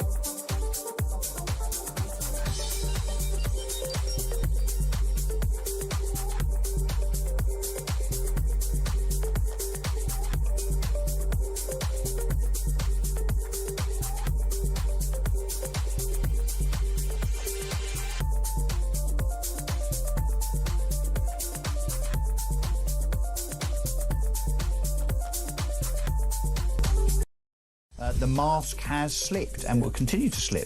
This charity boss, of course, also calls out Meghan as being difficult and controlling and equally bullying. But it's kind of what the likes of you and I on this station have known for, well, about 3 or 4 years, I think, isn't it? That they are as hypocrites. Well, they're also just not very nice people. And I think you can always tell when people aren't very nice and they put on this little act to make it look as though they're all virtuous and lovely and fluffy. We know they're not. They are not very nice individuals. The mask is slipping, yeah, good on them. Across the UK, on DAB+, on your smart speaker, on your smart TV, and on your side. This is Talk. This is Talk, the Home of Common Sense. 12:28 is the time. Lots more top guests coming up. Lots more from Benjamin Butterworth. Not that I'm not including you as a top guest, obviously, although Georgina, a caller earlier, definitely didn't think so. But let's go to your top calls. 0344 499 1000 is the number to call. Plus your messages coming in on text and on X about bills going up. It's, let's go through. It's your gas, your electricity bills going up, water bills going up, some by up to sort of 40%. Council tax going up, car tax going up, TV licence, broadband, mobile phone costs, you name it. Of course, we're seeing inflation rising. Yeah, we're not back up to 11%, but we're looking at 3-4% rather than the 2% the Bank of England are supposed to be aiming for. Brendan, I don't think it is Brendan we just spoke to, but Brendan's got in touch to say just look at how MPs get paid. I think over 90 grand is ridiculous. Meanwhile, we all suffer. I know they would point out that their pay rise was less than inflation. But then a lot of people's are, aren't they? Gordon says, to be honest, at this rate, I might just end up moving somewhere like Vietnam. Good weather, good food and pretty cheap. John says, I guess we have Brexit to thank for this. John, we're going to have words. Sarah says, I guess we just have to keep paying our taxes and say, yes, sir, thank you, sir. And Bob says, oh, silly me, I've got to pay my BBC licence fee. Never mind. What can you do? Let's go to your calls. 0344 499 1000. Bridget is on the line. She's in Suffolk. Hello, Bridget. Hello, Julia. Hello. I just want to have words with Benjamin because he keeps going on about baby boomers. Well, I'm going to give him, I'm a baby boomer, right? Benjamin, I get £442 pension every 2 weeks because it's only my way of being able to manage the house, right? So with that 442, I pay this week £10 rates, 123 on my new council tax. My gas and electric bills just come in, 135. My petrol's 35 a week. My car insurance is £63.89, mobile 40, and house insurance. My maths isn't good enough to know what you're left with at the end of that. Well, anything? Not nothing, Julie. Shall I tell you why? Because the people that were born in the 50s and the 60s, we worked, and I'm still working in a shop 18 hours. That helps me pay for my dentist. Yeah.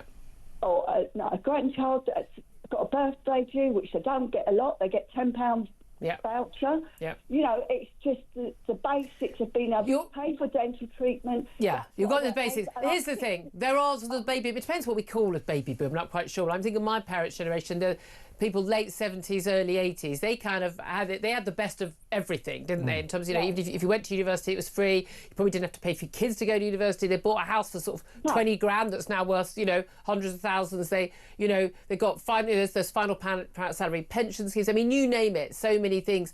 And younger generations, my generation, the generation below, ending up paying for it. But Benjamin, your response to what Bridget says, she's saying, look, I'm not wealthy, don't blame me. Well, there are two things. There are people that just get the basic state pension for whom the deal they get is poor. That's perfectly legitimate. The problem is that there are a huge number of retirees that have benefited enormously and disproportionately from the system in a way that their grandkids certainly can't, and they are taking so much money, which is unjustified. And the problem isn't that you didn't work hard. That would be a ridiculous thing to say. The problem is that working hard today gets a much smaller return. In 1970, the average income was the same as the average house price. Today, the average house is 12 times the average income. You just can't. You can work the same hours and you work just as hard and you don't get as much for it. What do you say to that, Bridget? Well, what I'm going to say is that these people, the younger generation, they are, some of them are work shy. Oh, absolutely. You heard that right. And we worked. When I brought my kids up on my own, 3 daughters, I had to pay the mortgage. I had 4 jobs. And it was like spinning plates, trying to pay this. I used to have to work out. And it just infuriates me that, and also these the ones that are the baby boomers, they'll be leaving their grandchildren some of that money so they can get on. You just got to think of it. And I'm fed up with the houses that are being built because they're not going to be paid and being built for the people that live in this country. We know who's going to be getting those houses. But and even the number, even if it wasn't them getting it, the number that are being built don't account for the extra number of people who've been coming in. Bridget's got a fair point there, Benjamin.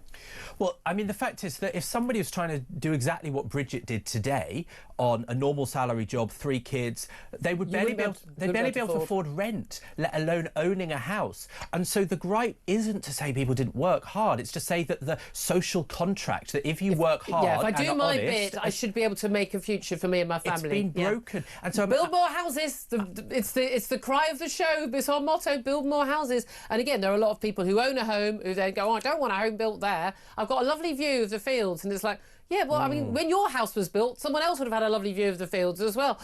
Bridget, thank you so much for your call. Really appreciate that. You're having a whole one today, Benjamin. This is very good fun for me. Jason is in Wiltshire. Hello, Jason. What do you want to say? Hiya, Julia, you're right. Yes, what do you want to tell us? It was with referring on to I'm going to call her the angry lady from earlier, who I can see was angry with the pensioner thing. Yeah. Old Benjamin was saying, obviously, they're better off, than what they were previous. You've took their winter fuel payments away from them. You've hyperinflated. Well, to be fair, he didn't do it. I mean, he supports Labour, but he's not in the government. Let's not blame him for everything. Yeah. Okay, or should we say Labour have, so they took the winter fuel allowance away. They've hyperinflated all our energy, so that's all gone up through the roof. So how can they be better off? And when you look previous years for pension increases, they've had bigger increases over the previous years than what they're getting this year. OK, Benjamin? Well, let me tell you, Jason, in the last 15 years, the sector of British generations that's had the biggest increase in their wealth, it's people that are pensioners. This is true. Pensioners own £500 billion of buy-to-let property, which is being rented by young people that can barely afford the bills. And they're more likely to own their own homes. But here's the thing, and I'm sure Jason would agree with this. This is the issue. There are something like a third of pensioners are doing just fine. They're sort of, I've got to be my parents. My parents and all their friends are doing just fine. They do know when to university. I know your mother. She was the family doctor, Julia. Really? So we know Dr. Hartley-Brewer. Was she any good? Yeah. Everybody was scared of her. Quite right. I don't know where I get it from. It was put up in Suffolk with Mrs. Hartley-Brewer. I love it. I can't wait to tell her this. Prisoners. Yeah, exactly. Well, she was the one who wouldn't sign people off sick and things like that, doing everyone a service. No, she wouldn't do it. No, that's what I'm saying. No, she wouldn't do it. Exactly. But I cannot. This has been the best fun show. Yeah. What can I say? But Jason, he's still alive. That's the important thing. He's still alive. My mum was his doctor. But this thing, some people of that generation did well, but an awful lot of other people didn't. And we kind of put everyone in the same boat. Oh, well, they're all living the life of Riley. They're on their saga cruise, owning their buy-to-let property. No, there are millions of elderly people who are really having to make ends meet, aren't there? Yeah, and like you said, we see them. I expect you see them around Bath. I mean, where you come from, but every area of life you see it, and you know they're struggling. They've got a state pension. That's all they've got. They have nothing else. Yep. And Ted, when you take a heating allowance away from them, but then you go and pay for a load of immigrants to stay in a hotel. People are resentful. Really. Absolutely. Jason, thank you for that. Just a quick word from Benjamin. And yet, the many wealthy pensioners, and pensioner poverty is a fraction of what it was 20 years ago when winter fuel allowance was introduced. Many of the wealthier pensioners, why weren't they saying, no, I'm happy to give up my £200 to £300 winter bonus to help those poorer ones? They don't say that, do they? Well, no, but to be fair, also, they're being taxed on their income. So wealthy pensioners are still being taxed, and they will have paid a lot of taxes to be in that position to where they've been. But I mean, let's not pretend that it just happened. Someone didn't just suddenly go, oh, here you are, go and be well off. It is morally and economically wrong to take £200 from someone on minimum wage working full time. They're not taking it from people on minimum wage. Well, they are, because that's how tax works. No, they're not. They take it from it and they give it... People on minimum wage are not next contributors. They take it from someone on a low income and they give it to a 70-year-old in £1 million house, and it's not a winter fuel allowance. It's £200 you could do what you like with, or £300 if you're a bit older. It is totally wrong. I do know someone who heats their swimming pool with it. I'm not going to lie. You shouldn't get money just because you're 67 to pay your bills. I need to do a competition read. This has been great fun. Anyway, Mum, can't wait to tell you this story. Anyway, time now to find out how you could be in with the chance of winning Oasis tickets at Wembley this summer and £10,000. That'll help with your winter fuel bill.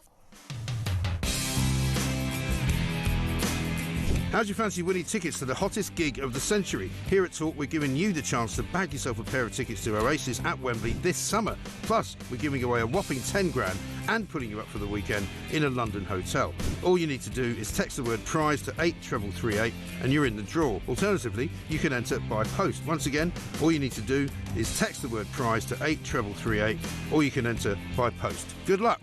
18 plus UK excluding Northern Ireland. Enter by text for £2 plus one standard network charge by 11 p.m. on the 7th of April 2025. Or post your name and number to Oasis Competition, PO Box 3190. Colchester CO2 8GP to arrive by 5 p.m. on the 10th of April 2025. Full terms and conditions at talksport.com. This is a News Broadcasting Network promotion. Well, good luck with that competition. 12:38 is the time. I'm next going to talk to Stephen Wolfe about how Keir Starmer has done really well in smashing the boats, which is why we've got more Channel migrants than ever before. Well done, Prime Minister. That's up next. This is Talk.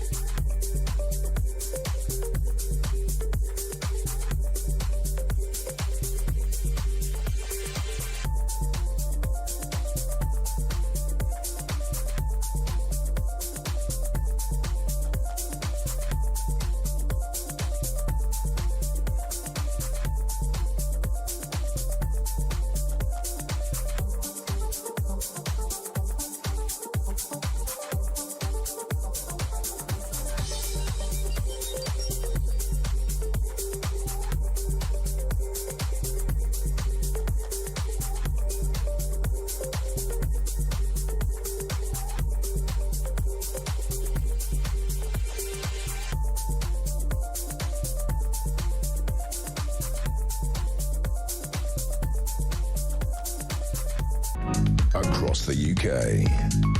On DAB+, on your smart speaker, on your smart TV, and on your side.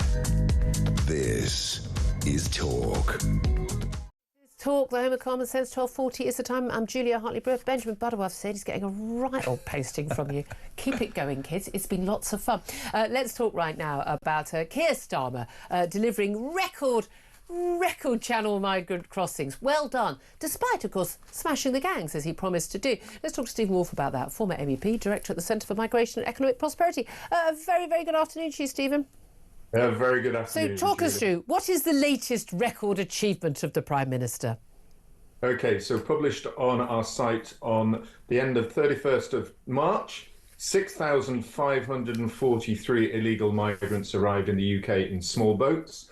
That's a 33% increase on last year, which means that we're heading towards 80,000 arriving this year. Oh, well done, Prime Minister. That's, what an achievement.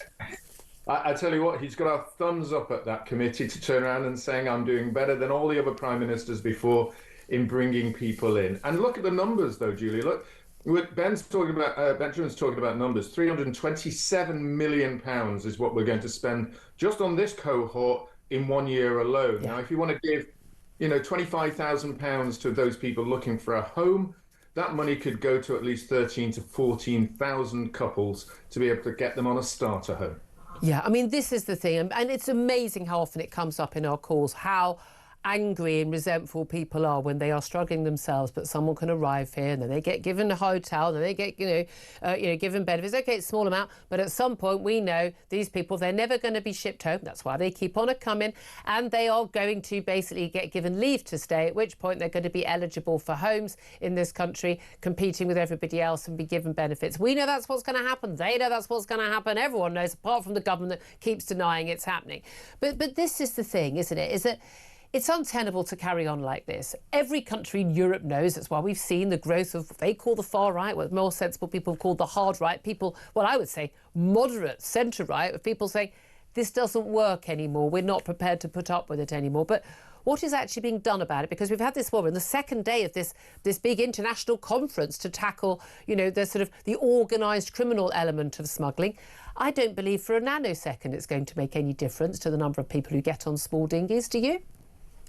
I don't believe in the short term or even the medium term it's going to be. As I say, looking at those numbers, the people smugglers have made about £43 million just in 3 months to get their clients over here. And as you quite rightly say, there is no deterrent, because coming over here, you're likely to stay. And I find it laughable that these numbers, about 20,000 returnees that we're looking at from Keir Starmer. I've applied so many times for freedom of information on actually how many of them are related to those coming across on channel boats. And what it looks like, it's mainly those who are overstayers on visas who are volunteering to return. So he's failing on that front. Yeah. What will happen, Julia, is I think it will be a talking shop. I think there'll be more demands for money from France to ourselves. We've already paid $2 billion. And I think genuinely we won't achieve a great deal, because the biggest deterrent of all of Europe knows, is that you have to close the borders and return people to those countries. Yeah, it is just that simple. And again, you can arrest every single person involved with smuggling right now, put them away for 20 years.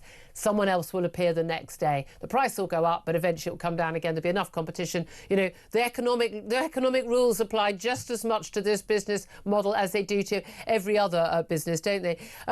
Again, I don't think many people are seeing there's any likelihood of this happening, but we've also had the latest cases. Again, so many of these cases where we do attempt to extradite them, and what a surprise we can't. Latest case, there's one a week now, isn't it? One a day sometimes. Zilmal Khan, 25-year-old, arrested in Britain last year, fighting extradition. He's an Afghan accused of smuggling thousands of migrants in the UK. He shouldn't be extradited to Belgium, a court heard, because there are mosquitoes in the Belgian prisons. They're having a laugh, aren't they? I know we're laughing here, but we shouldn't laugh, because what we really are is laughing at the failings of our government to be able to understand the European Court of Human Rights. Yeah. We've discussed this on the channel many times. Article 8 does not prevent people that we regard as a danger to our country to be returned.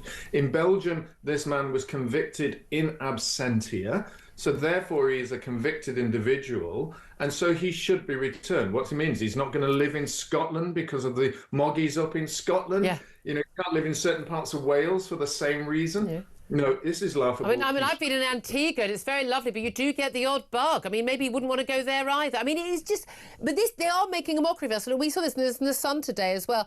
Migrants, I think Albanians, filmed boasting about coming over here, boasting about the hotel and the flat screen telly and the benefits they get, and we're paying those bills. They're open, they're blatant about it, saying, hey, basically advertising. Look, come on in.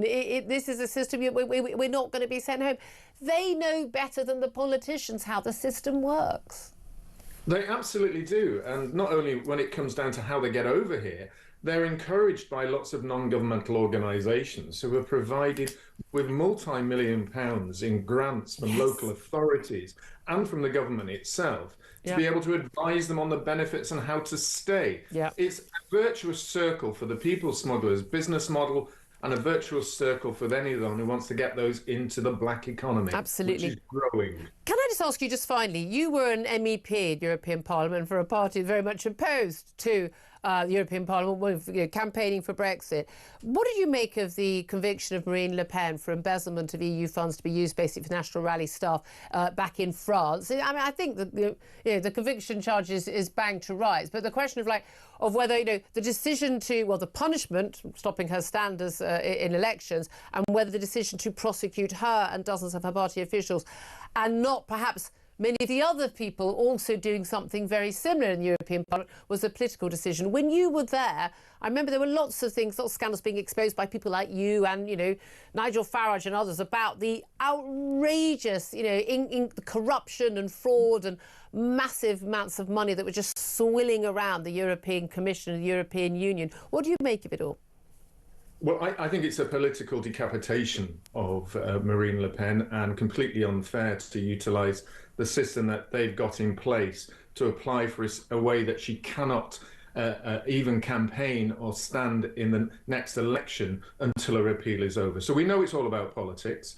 In France, we had Sarkozy. He was convicted but was allowed to stand. We also know that the head of the World Bank, she was, I forgot the French lady at the name. She was Lagarde, Christine Lagarde. Lagarde, £500 million kind of fraud event, and she was allowed to continue. So this is particularly aimed at her, and it's not fairly applied. And I think that's the first principle why people are angry.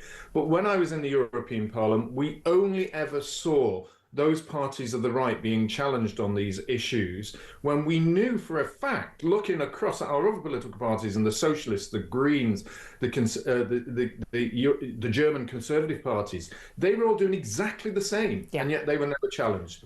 And that is why it's disgraceful to actually claim that this is about democracy. It is about political decapitation and entirely unfair. Stephen Wolfe, thank you very much indeed for joining us. Going to take a quick break. Up next, we're going to talk about the absurdity of an Oxford University historian claiming that homophobia is actually a creation of the British Empire. It's all our fault. We'll talk about that up next. This is Talk.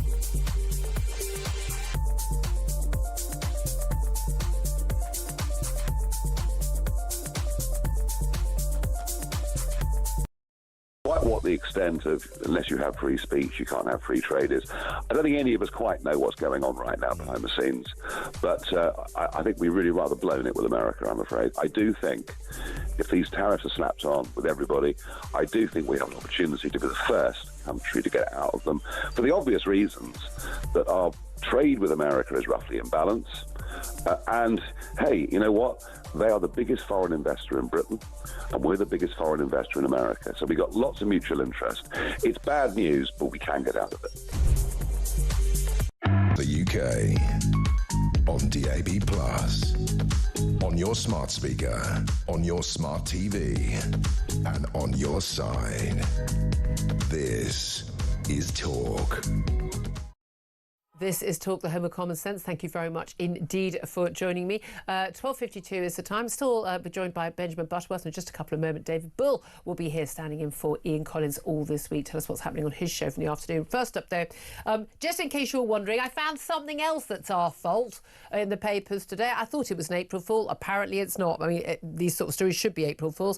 But apparently, according to a leading historian, an emeritus professor at Oxford University, Dermot McCulloch, no less, Muslims learnt homophobia from the British Empire and said a horror of same-sex relationships, his words, did not exist in Islamic culture before the 19th century. It was only when the British Empire expanded across the Muslim world, he claims, that Islam absorbed homophobia from British colonial armies. And of course, one of the things we have seen in recent years, that polling of people of different ethnic minorities and different religious minorities, is that among many mainstream Muslims in this country, their views on homosexuality are kind of in the same territory as people's views, the mainstream community's views back in 1950. Very different from the views of the majority of people in this country. But it's our fault, apparently. Well, let's talk about this with religious commentator Myron Sentinel-Nathan, who joins us now. Good afternoon to you, Myron. Good afternoon, Julia. Good to be with you. I'm wondering if there is anything that isn't the fault of the British Empire, although no one seems to ever remember the good things we did, like, I don't know, Industrial Revolution and things like that. But, I mean, he's an emeritus professor at Oxford University, probably knows more about these things certainly than I do. But did we export homophobia? Is it a Western creation? No, I mean, we've seen activist judges in play when it comes to these immigration cases, and these are activist academics that we're seeing now. And I think what the professor's done is he's stumbled across some Arab poets who have been talking about sort of same-sex relationships and romanticising that, and then he's made a huge leap to say this is what Islam was before the colonial period. And if we look at the Quran, and you know, there is a verse, particularly in chapter 7, which talks about condemning homosexuality. We have the Hadith, which sayings from the Prophet, which condemn homosexuality. There are numerous scholars stretching from the medieval time to date now, which condemn homosexuality. As there are in pretty much every religious text for pretty much every religion. Exactly. This was the norm in most societies, and still is the norm in many societies around the world. I mean, certainly, you know, even in our country, until not that long ago. Yeah, and I think what this professor thinks is he thinks that he's somehow saving the Muslim community from the stigma of homophobia. But I don't think he has his finger on the pulse. So I think if you were to, I'm speculating, but I think if you could ask most Muslims, they would be appalled at what this professor is proposing. They are quite traditional. Most Muslims are quite traditional and they're quite conservative. And they believe that it is the right thing. And it is mandated by their religion that to engage in same-sex relationships is actually wrong. So they would disagree with this professor. And he thinks he's been their saviour, but I don't think they want a saviour. Yeah, it is absolutely fascinating when we see certainly in the woke left this, you know, this hierarchy of victims and of values and things, when actually when they do clash. And if you're going to sort of put, oh, well, Muslims must be in this category, or brown people who may have been Muslim faith must be in this category. But obviously we champion gay rights as part of being a liberal democracy. And when those two things clash, well, who do we blame then, and who's at fault then? Instead of accepting that, well, you know, I feel very strongly about gay people having equal rights with straight people, but I also completely, and I'm also an atheist, but I'm also happy to accept that people may have different views and are entitled to them for whether religious or any other reason. Yeah, I think in your earlier part, you hit an nail on the head. I think what's happening is we're racializing religion. So Islam has become synonymous with the brown person. Christianity has become synonymous with the white person. And what we see in the mindset of some of these academics that we're discussing is that the brown person is inherently right and pure. And if there's any kind of toxicity or awkwardness in the brown person, it must have come from the white person. So therefore, it has been implanted in them by the colonial British Empire into Islam. It's not actually in Islam itself. It's very patronising, isn't it? It really is extraordinarily patronising, especially as this is a cultural thing pretty much across the world from all cultures. What do you think? I mean, why do you think people... I mean, he's obviously a clever bloke. You're not an emeritus professor at one of the top universities in the world. And why do you think he's claiming this?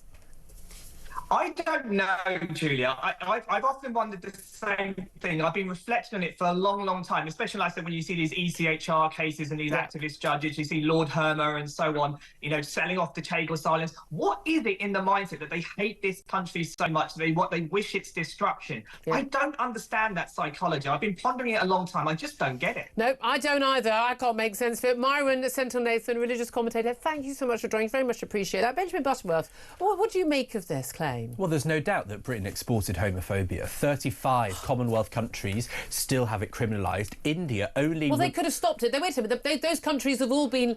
they've all perfectly happily been independent nations since, 1950. They've chosen not to change the law, and that's our fault. Well, only a couple of years ago, India removed the colonial-era law, making it illegal to be gay in that country. Well, they had a choice all that time. They chose not. Why? You think everyone, every society was completely, very, very, very much at ease with people being gay before then, really? But well, the evidence would say yes, it wasn't on the radar. But wasn't on. No, there are, because he's living in Cloud Cuckoo Land. I'm not. I'm living in reality, and the fact is that in social issues, it's very hard to change people's attitudes. It happens slowly. And well, except it didn't in this country. Actually, look about gay marriage. That was something that was almost revolutionary. By the way, it was David Cameron brought it in. That was a massive change in people's views on that within about a decade. That's very fast. Look, what I will say is I'm very pleased that there was that change. I have travelled to lots of countries which still have the death penalty for being gay, and they're Muslim countries. And I tell you, no one has ever said there it was the British. They always cite the Quran. Funny that, isn't it funny? Yeah, exactly. Joining us talking about this is David Bull. Your face was a picture. Well, I mean, look, it's always our fault, isn't it? It doesn't matter what it is. It's always our fault. Well, I blame me most of the time, actually. But I read that this morning and I just thought, what a load of absolute twaddle. God, he's gone for twaddle. There's so many other words. Well, that's a good word. But this is the thing. But I do want. It's the motivation of these people that I'm always fascinated by. Well, of course, it was an academic